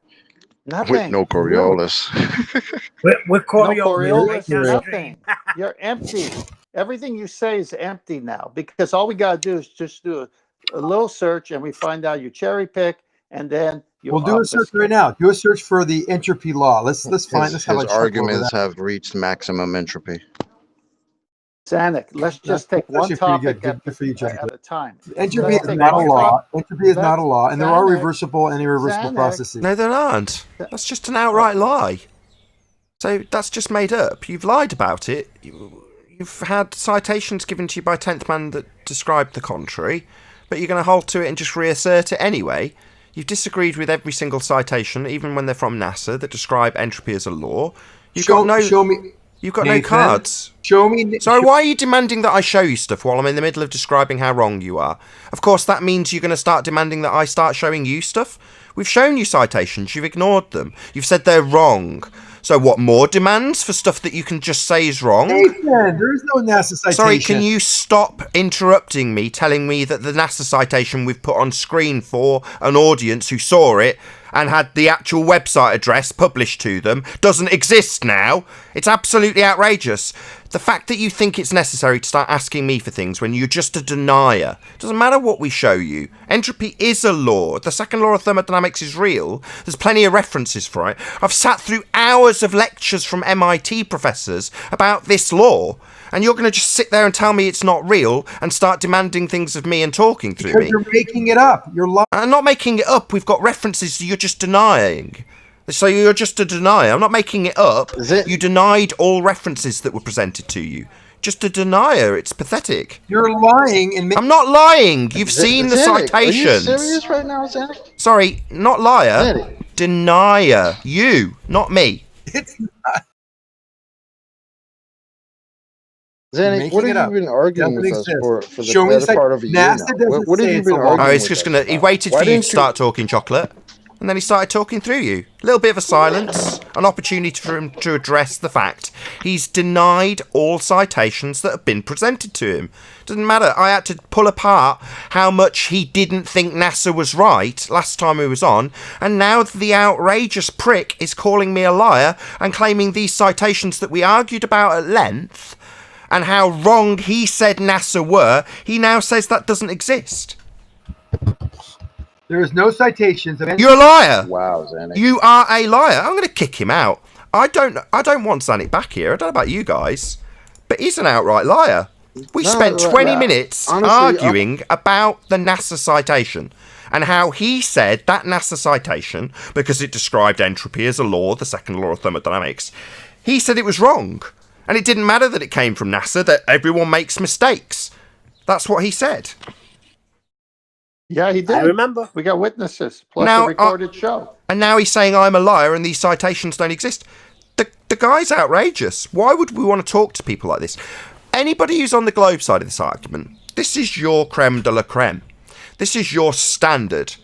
Outright liars. Because that's what you've got. If your religion was real, you wouldn't need Zanuck to come here, deny a law of nature, something that really does occur always, and then when he's denied the citations of this law that have come from multiple places, one of which was NASA, that we argued about at length, to only come back a day later and claim that I've made it up and I'm a liar, why would we ever want to talk to this person ever again? Kick him out. Yes, Nathan, like I I've said, got. I can't have any respect for you because you're blatantly lying now, bro. Like, are you serious? Like, we've been arguing about this how long, and all of a sudden this shit's not a law? Like, are you kidding? Who are you trying to fool with this nonsense, bro? He's lying and he's calling Nathan a liar. It's called projection. Precisely. Yeah, he's projecting his maldeed onto me. He's lying about this discussion we had about this source that he denied. So, no, there is no such source. Prove it to me. Show it me now. While I'm describing it. That's what he's done. Talked through me and demanded that I show something that he's already denied. It's a bloody outrage. These people wouldn't need to do...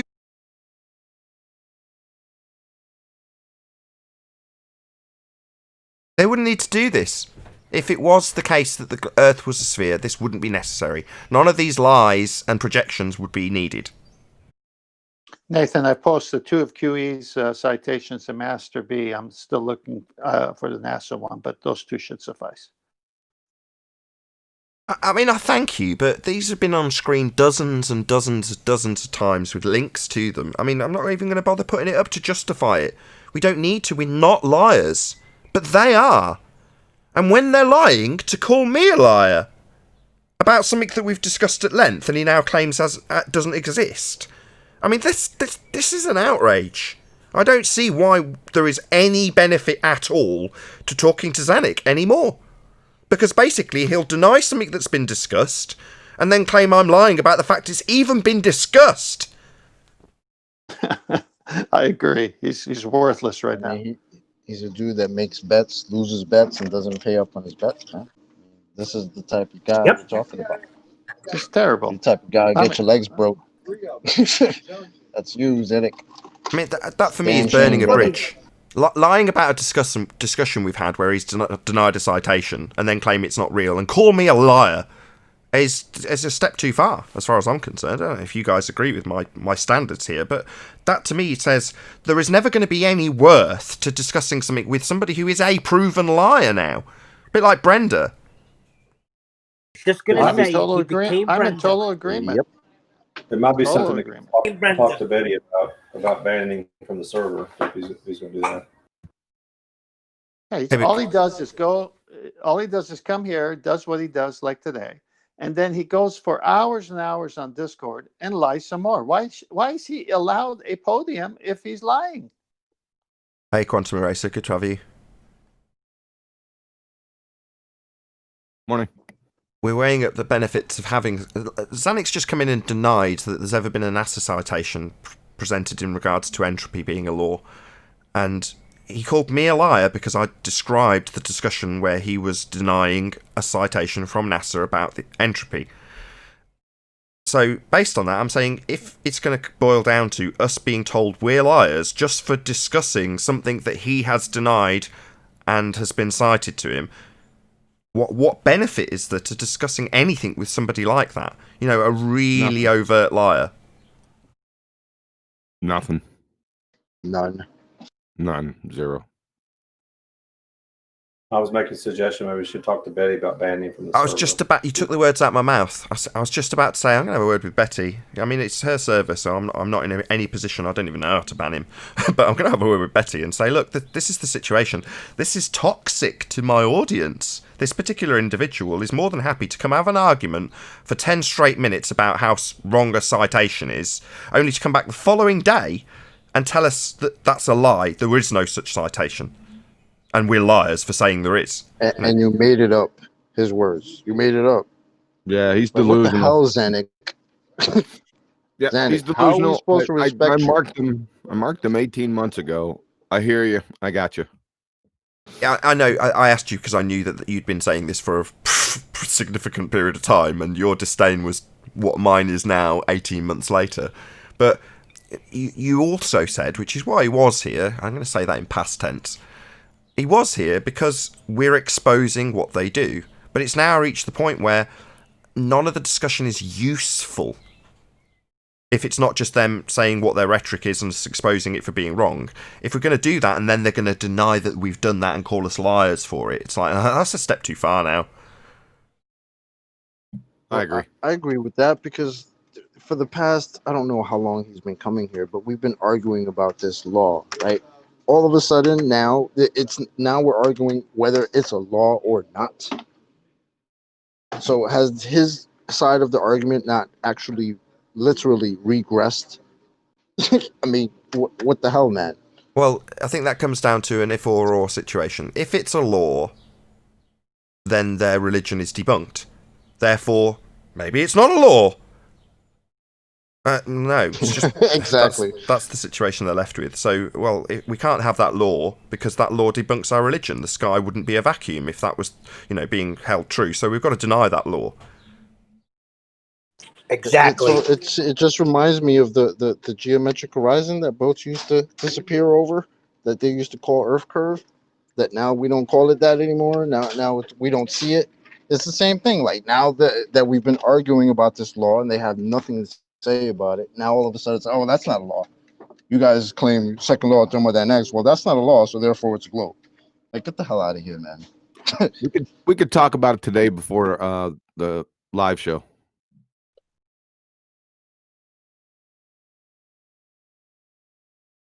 Hello? Yeah, I hear you, John. We got yeah. Is Nathan still there? I was just fiddling with what my screen looked like. Yeah, sure. Yeah, we got the Black Swan today live on QE. No point plugging. This goes out tomorrow. Oh, okay. Sorry. So if you're watching this on Nathan Oakley channel, this went out yesterday on Quantum Racer channel.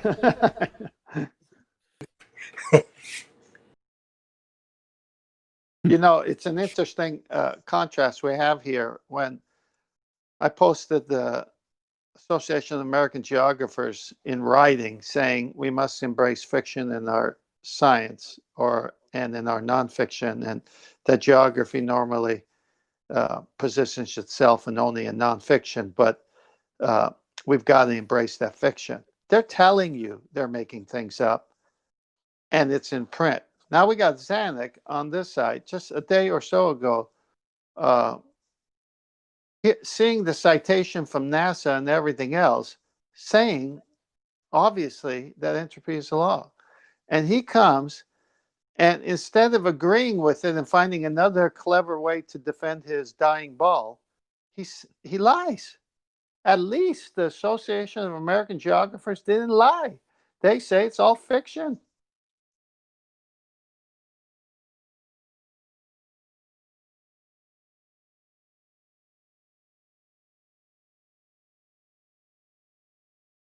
Anyway, rest in peace, Zanuck.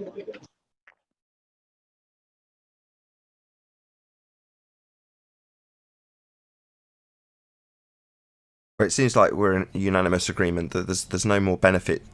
Exposing Zanuck as a lying globetard has definitely been achieved. It's not just this. This is just the straw that broke the camel's back. That camel was dead Agreed. a long time ago. Yep. Okay. Can you do me a I favour, agree. please, Quantum Eraser? Any chance you can jump in Discord and just kick everyone to after show? Oh, there's no. Yeah, I could do that. Give me a minute. Thank you very much.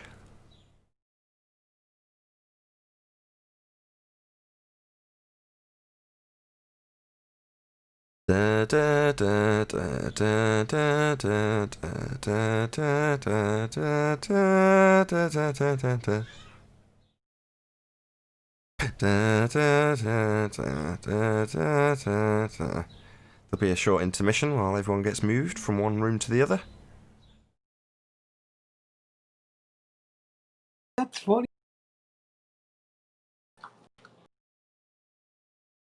Come on, Kiwi, get me off this liar's channel.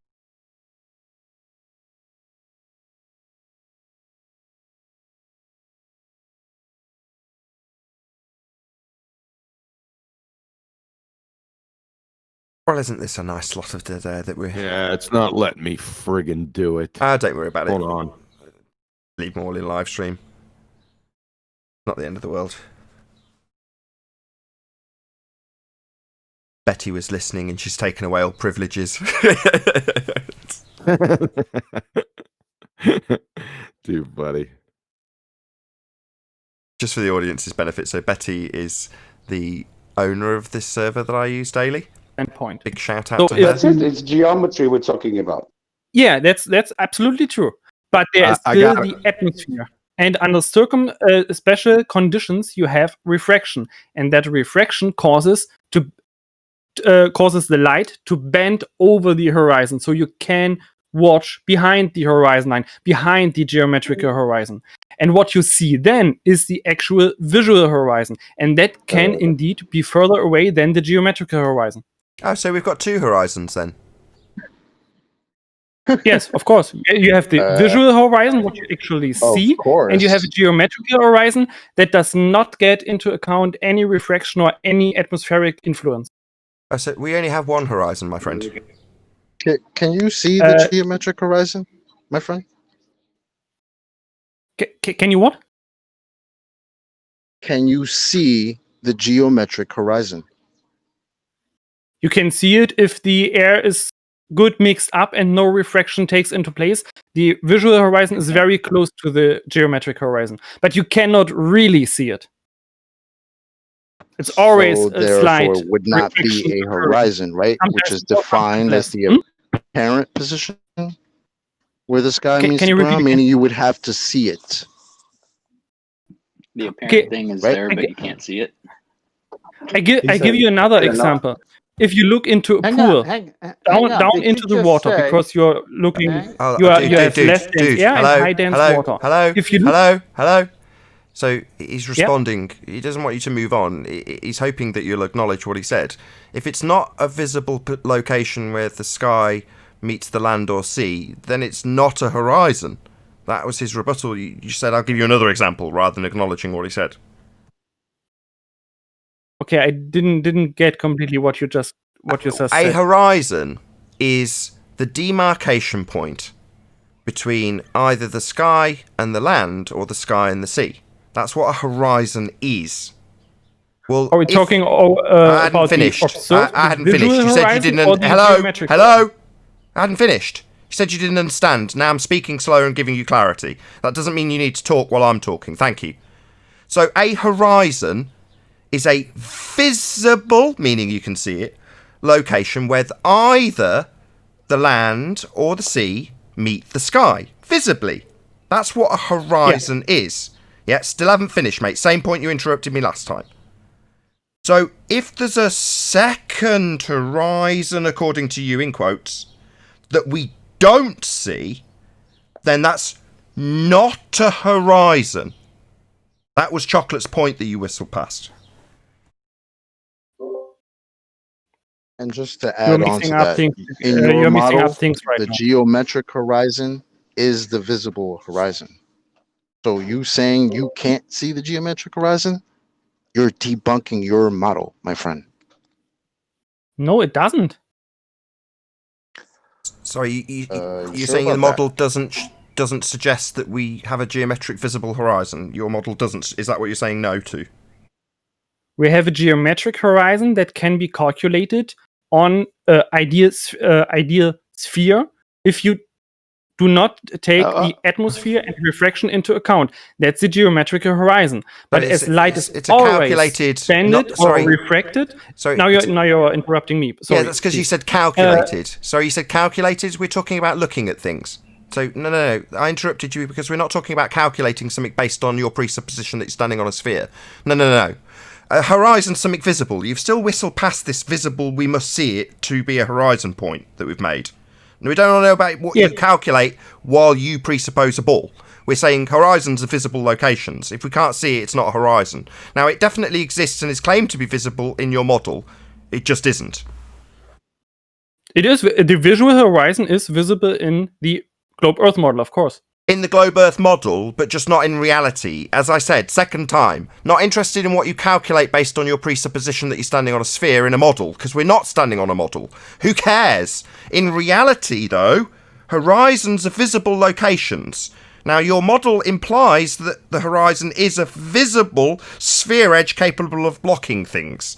But you're describing it as a non-visible location that's only visible if you suck out atmosphere, which would make it non-visible, not in existence, not going to be blocking boats and buildings. And we've only got one, not two. We have one visible horizon. Yeah, and it's not geometric, like the one in your model that you're calculating. Yes. Yes, so we don't have a geometric horizon. We don't have this second horizon that you fantasized about and have reified by way of mathematics. That doesn't exist. It's not real. We cannot observe it with the bear. Right, so it's not real. Your geometric horizon, the second horizon that we've argued about for 10 minutes, that's not real. Okay, then can you please... No, not okay. Half the fucking world think they live on a sphere because you dicks assert that it is real, you stupid idiot. Not okay. Definitely not okay. What about... What about asking me a question? What about you acknowledging that you've just spent 10 minutes describing something that's not real? I will laugh about it like a fundy prick. No, mate. 95% of the Western world are under this misapprehension that the horizon's a physical location capable of blocking boats and buildings. And when I point out that we don't have two horizons, a geometric, non-visible, only existence in maths for a model, and a real horizon that isn't that, you chuckle and tell me, okay, moving on. It's not okay, mate. It's a lie. It's not real. You're talking about it like it's real. I don't say we are going on.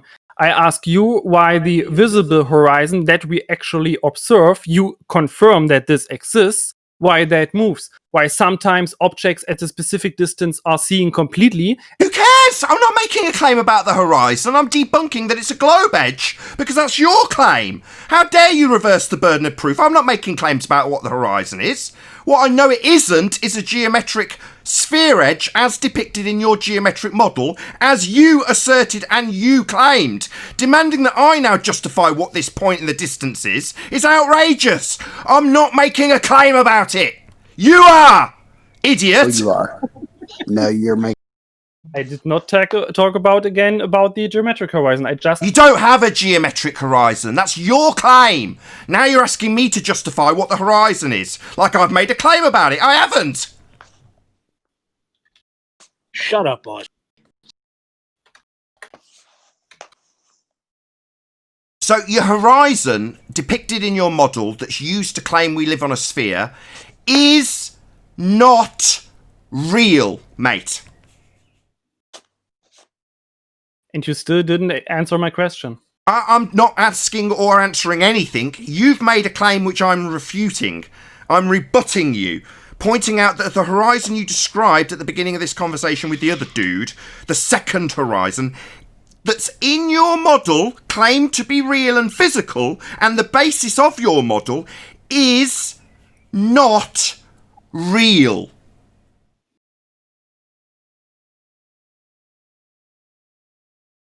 And when will you explain me why wind turbines or oil rigs... Sorry, why am I now being challenged to justify some nonsense? You've made a claim about a horizon that's geometric. Apparently, we can see it under certain circumstances. We've pointed out that we can't. No, it's not in reality ever visible ever, but is calculated by your own admission based on your fundamentalist zealot belief that we're on a sphere. We're not going to move on to you asking me questions. I didn't make any claims. You, on the other hand, did make a claim. You claimed that we'd got a geometric horizon. We don't. That's not real. You're yet to address that.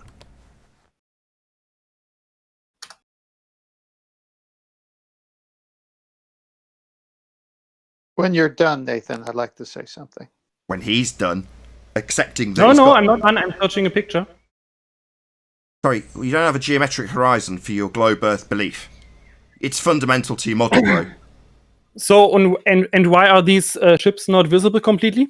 Sorry, I haven't made a claim about what's going to happen to ships based on a fundamentalist zealot presupposition that the horizon's a physical geometric sphere edge, as you did.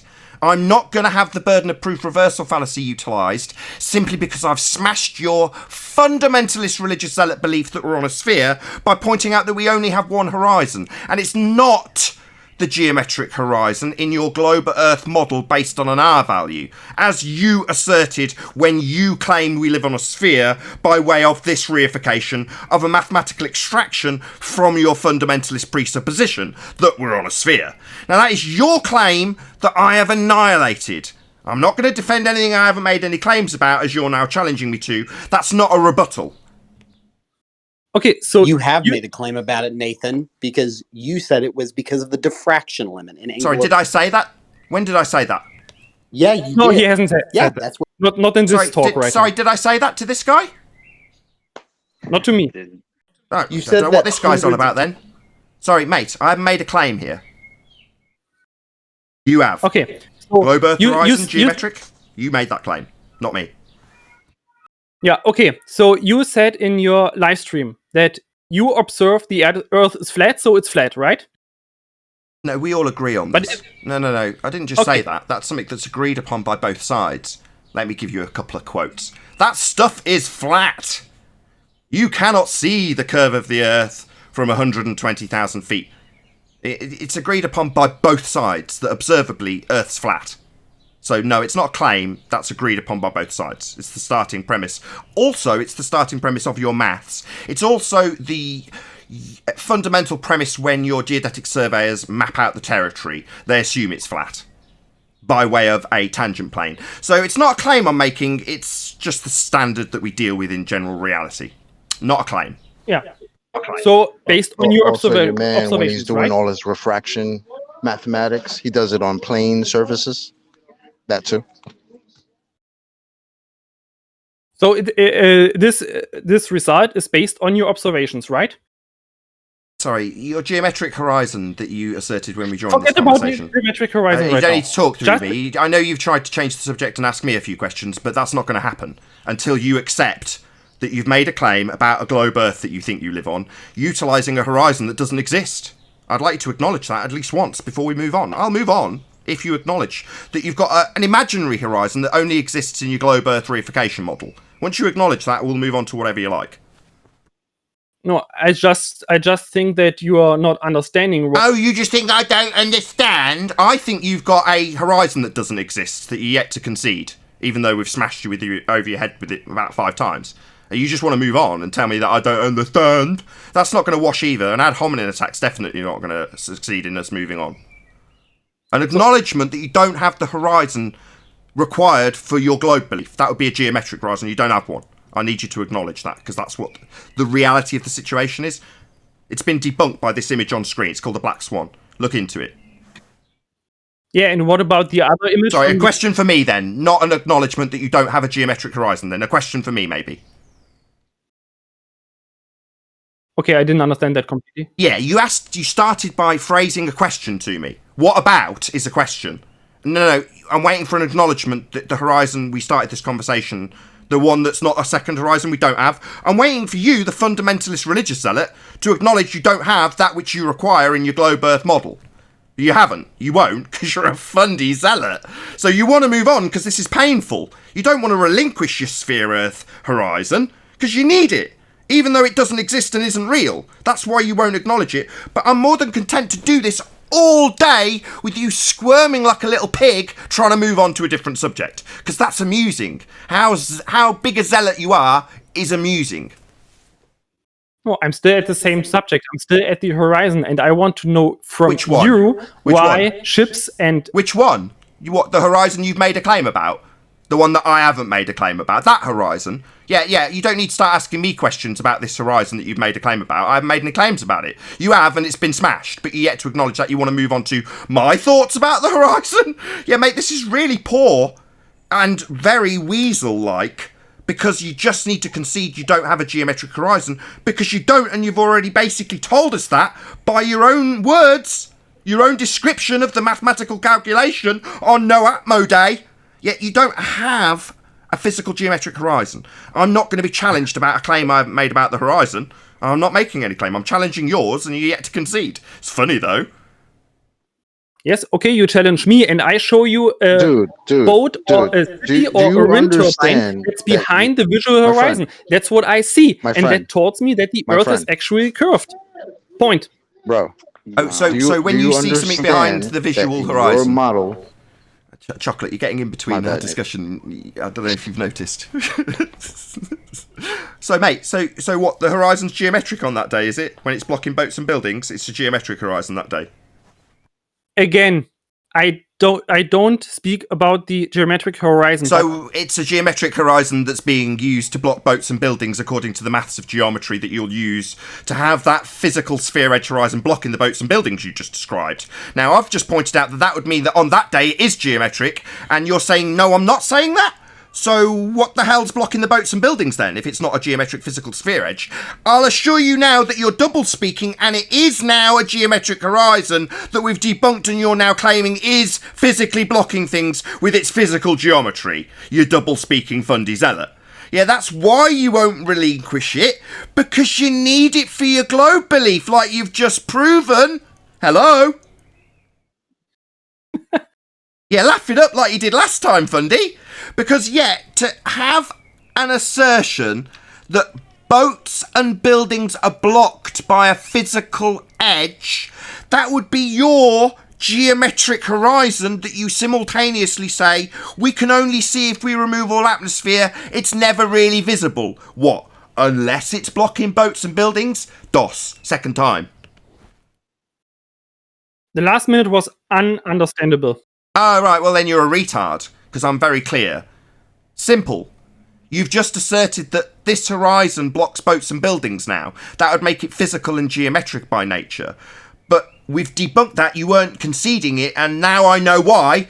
Because immediately after your failure to concede that you don't have this geometric horizon, you claimed it was blocking boats and buildings. That's why you need it, but don't want to relinquish it. You haven't got one.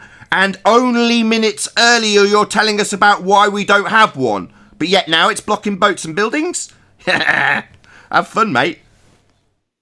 Does anyone understand what he said? Yes, it's coming in loud and clear. He's saying your model requires a geometric horizon, defines it as the visible horizon, right? But you and all your cohorts are now telling us that there is no geometric horizon. We can't see it, being that we have an atmosphere. So you guys have debunked your own model saying that. Do you not understand that? Now you want to tell us, after saying that boats and ships are disappearing because of that same horizon that you just said doesn't exist? Do you not understand the problem that you're having? No, it's called cognitive dissonance. That story has changed. Now it's that we can see Sorry, it, but guys. only when we're very high. 1 second, I'm speaking. That story has changed. It's now we can't see it, but only when we're very high. We can see it when we're going through all those different layers of atmosphere that they argue about when they're talking about the pressure gradient. They think that will cause less refraction. Oh, well, they're very much mistaken. I'll point that out next time someone comes here and claims that. I know a lot of people who see a lot of things when they're very high.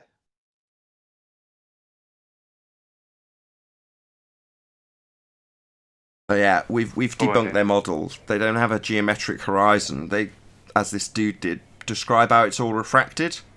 Well, to do geometry, as they do, to claim that boats and buildings are blocked by a physical geometric horizon, they're going to need a tangent point to do geometry. That would be an assumption that you do have a physical, visible, geometric horizon that you can draw a straight line to. Not refracted, bendy lines. That's not a tangent. You can't do geometry with that. How are you going to assert that boats and buildings are blocked by a physical geometric horizon if you can't draw a straight line tangent to that point because it's all refracted? That undoes the geometry. How are you going to do geometry if it's all refracted? You haven't got a tangent. What are you going to do? Oh, you're not going to do anything. That's the end of your globe belief and your globe model and your globe geometry.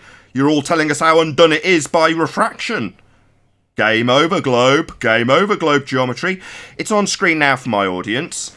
This line here, that's straight. And this point here is a tangent point.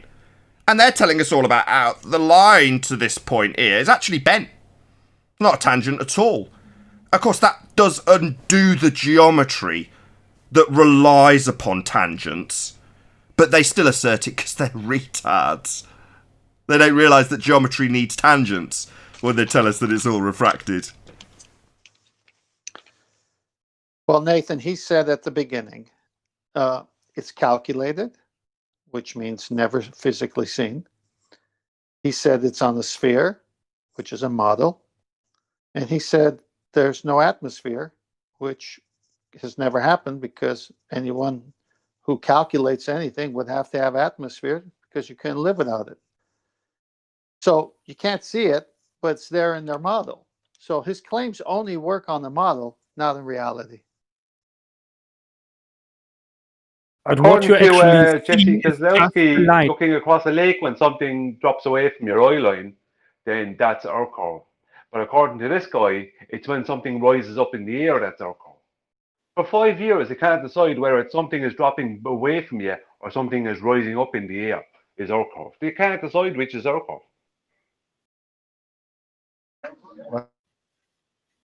After 5 years, they decided that we've never seen that Earth curve, aka geometric horizon. Never seen it. So how did we ever calculate it again? What you see is the light, and the light is bent by so we- refraction, by I the see. atmosphere, and that's why you only see a bent horizon and not the geometric horizon. I see. So That's we've only... the simple explanation. Okay, thank you. What So, do you no, understand it's that- okay, I've got this. Thank you. So the line to the horizon's bent? The light is bent. Yeah, that would be what we see of it. So we're not going to be drawing a straight line then? It's a bent line. You know what refracted means, right? What do you- Deviated from straight? You could, for example, take a thin string and completely make it straight, drive out with a boat, and over the horizon, and sometime the string, the physical string that's not bent by any air, will touch the horizon at 1.2 miles or so if you are 1 feet up.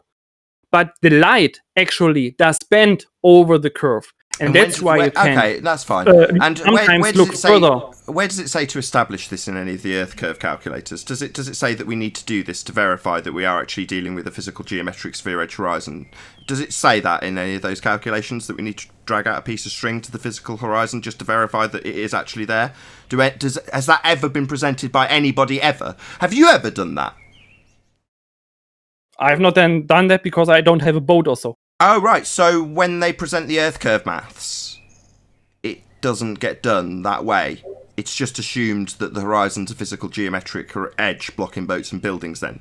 It doesn't actually have anything that would confirm your, what's the word, musings, your ideas. Nobody does this. This has never been done. You've never done it. But it's apparently, what, a rebuttal to the fact that we don't have a geometric horizon and we can't draw a straight line. It's all bent.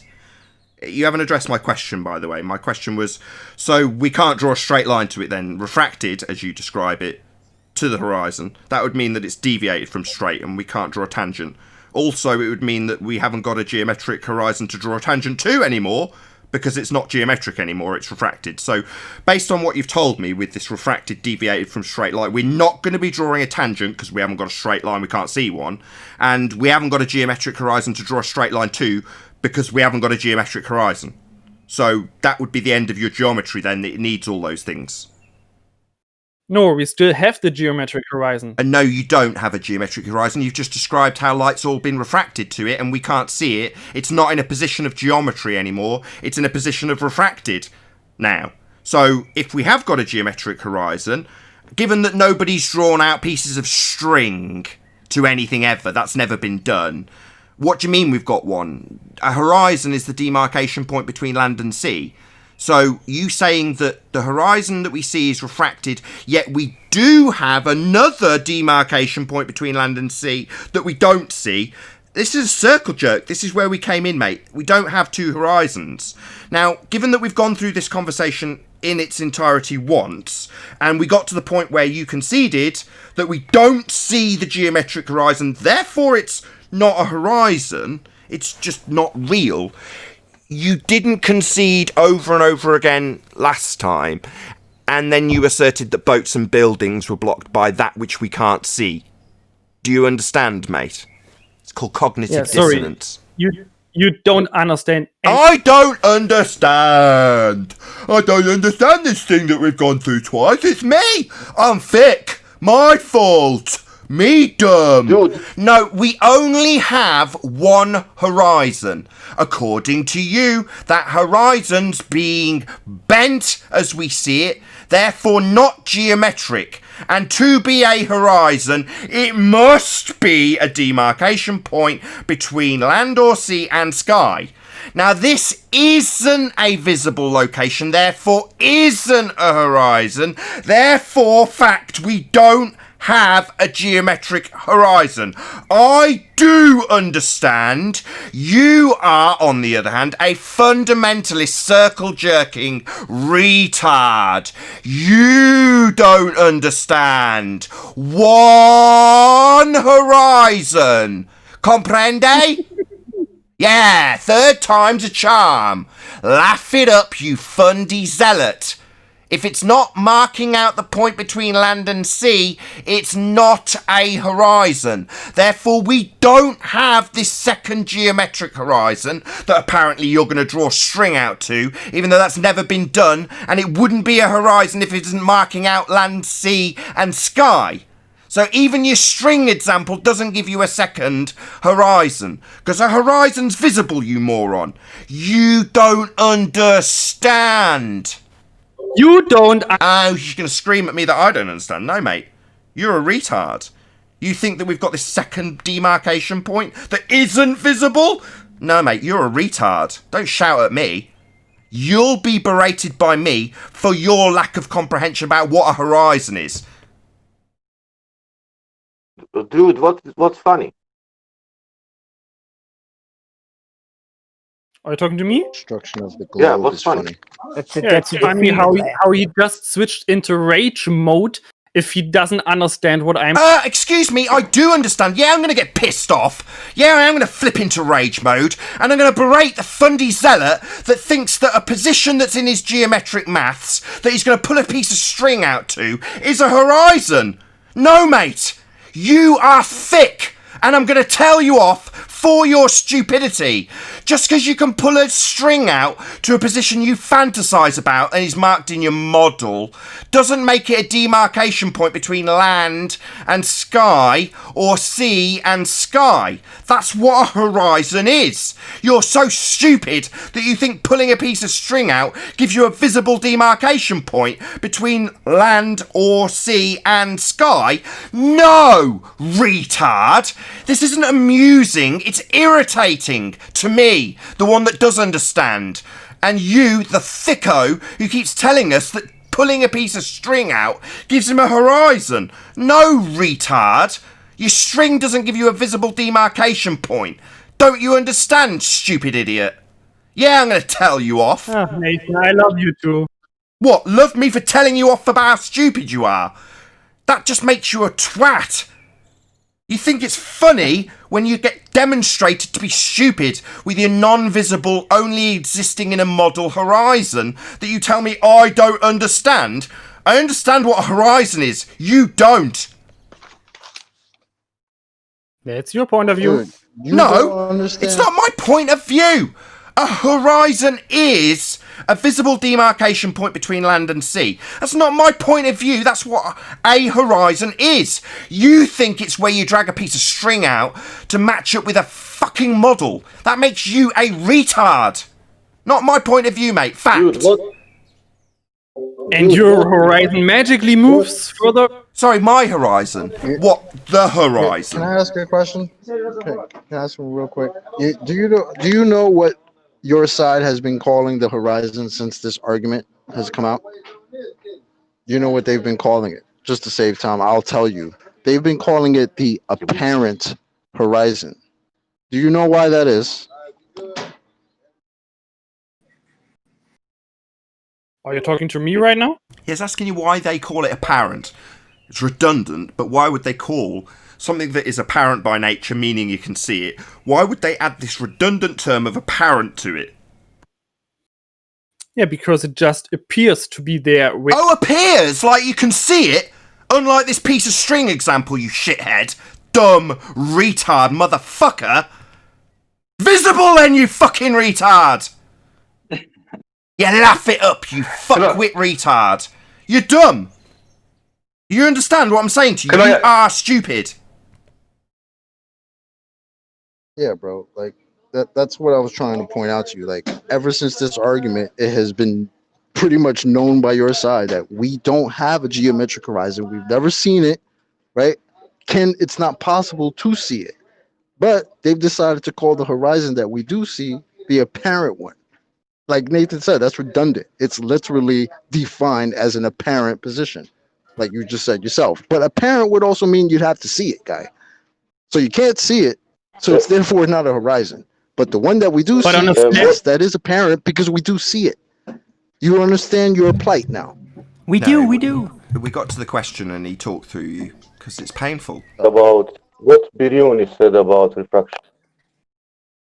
Was that Chikey Wingman saving his dying friend from accepting that he doesn't have this second horizon that he's drawing a piece of string out to? You understand that that's not a visible location then, therefore not a horizon then, mate? But there couldn't be a horizon on a flat Earth. Sorry, that's just another burden of proof reversal fallacy. So we're going through the same steps you went through last time with me. Not an acceptance that it's not a visible location, you're pulling a piece of string out to a question for me. If it's not in the globe, no horizon for you. Right, exactly. I want to know only Biruni's studies about refraction. Hey, I got him. May I? Yeah, sure. Please. All right.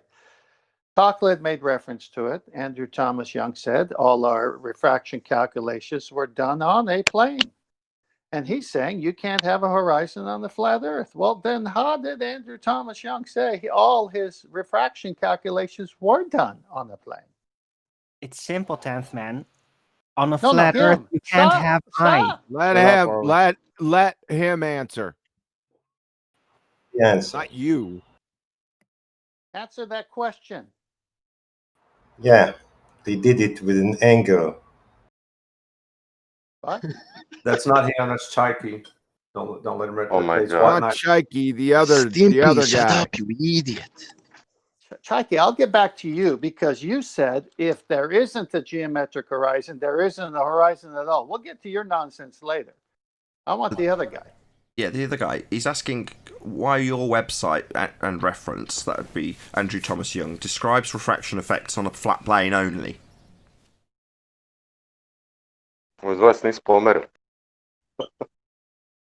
Where is he? He was so eager to interrupt before. See, I hear this all the time about it can't be on the flat Earth, except all their refraction studies came from that. Plus, I have a question. Maybe Hang on. they just can't Is he figure out a gone? model to make it work. Is he hold on, No, gone? he's probably just going to say that. Oh, you talking to me? That's what he's going to say because he doesn't want the answer. Well, let's see. No, 3 he's not seconds. gone. He's Okay, not if gone. you're- He's still there. What's his name? WTF, dude. Hey, WTF, dude. That What works. can't What the happen fuck, on the dude? flat Earth again? Say that again. What can't happen on the flat Earth again? I don't answer any questions anymore. I'm just listening because Nathan is anyways just shouting at me, So, and I Light don't want to said hear what- him. Oh, my bleeding heart. Nathan shouted at me for pointing out that somewhere I drag a string out to isn't actually a horizon as per my depiction in my funding model. And when I said that he didn't understand, he told me off for that. So I'm not talking to you anymore. And it's okay for you to laugh in our face, right? Know when you need him.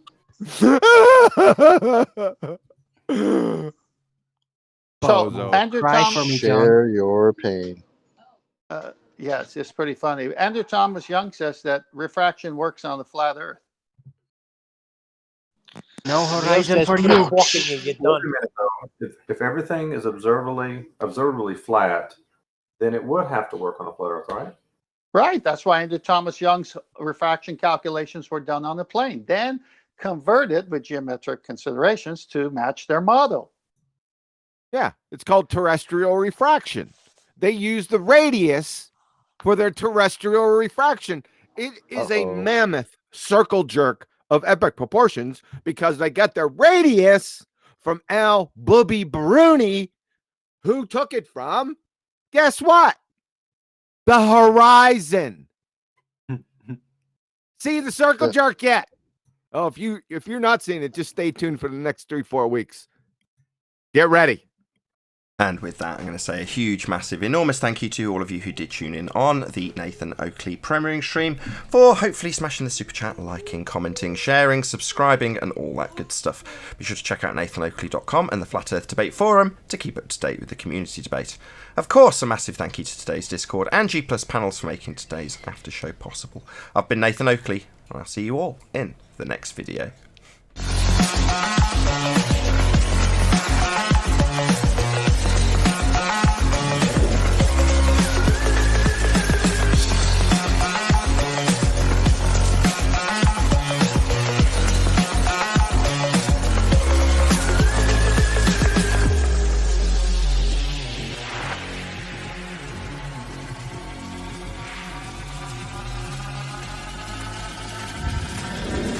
What a day!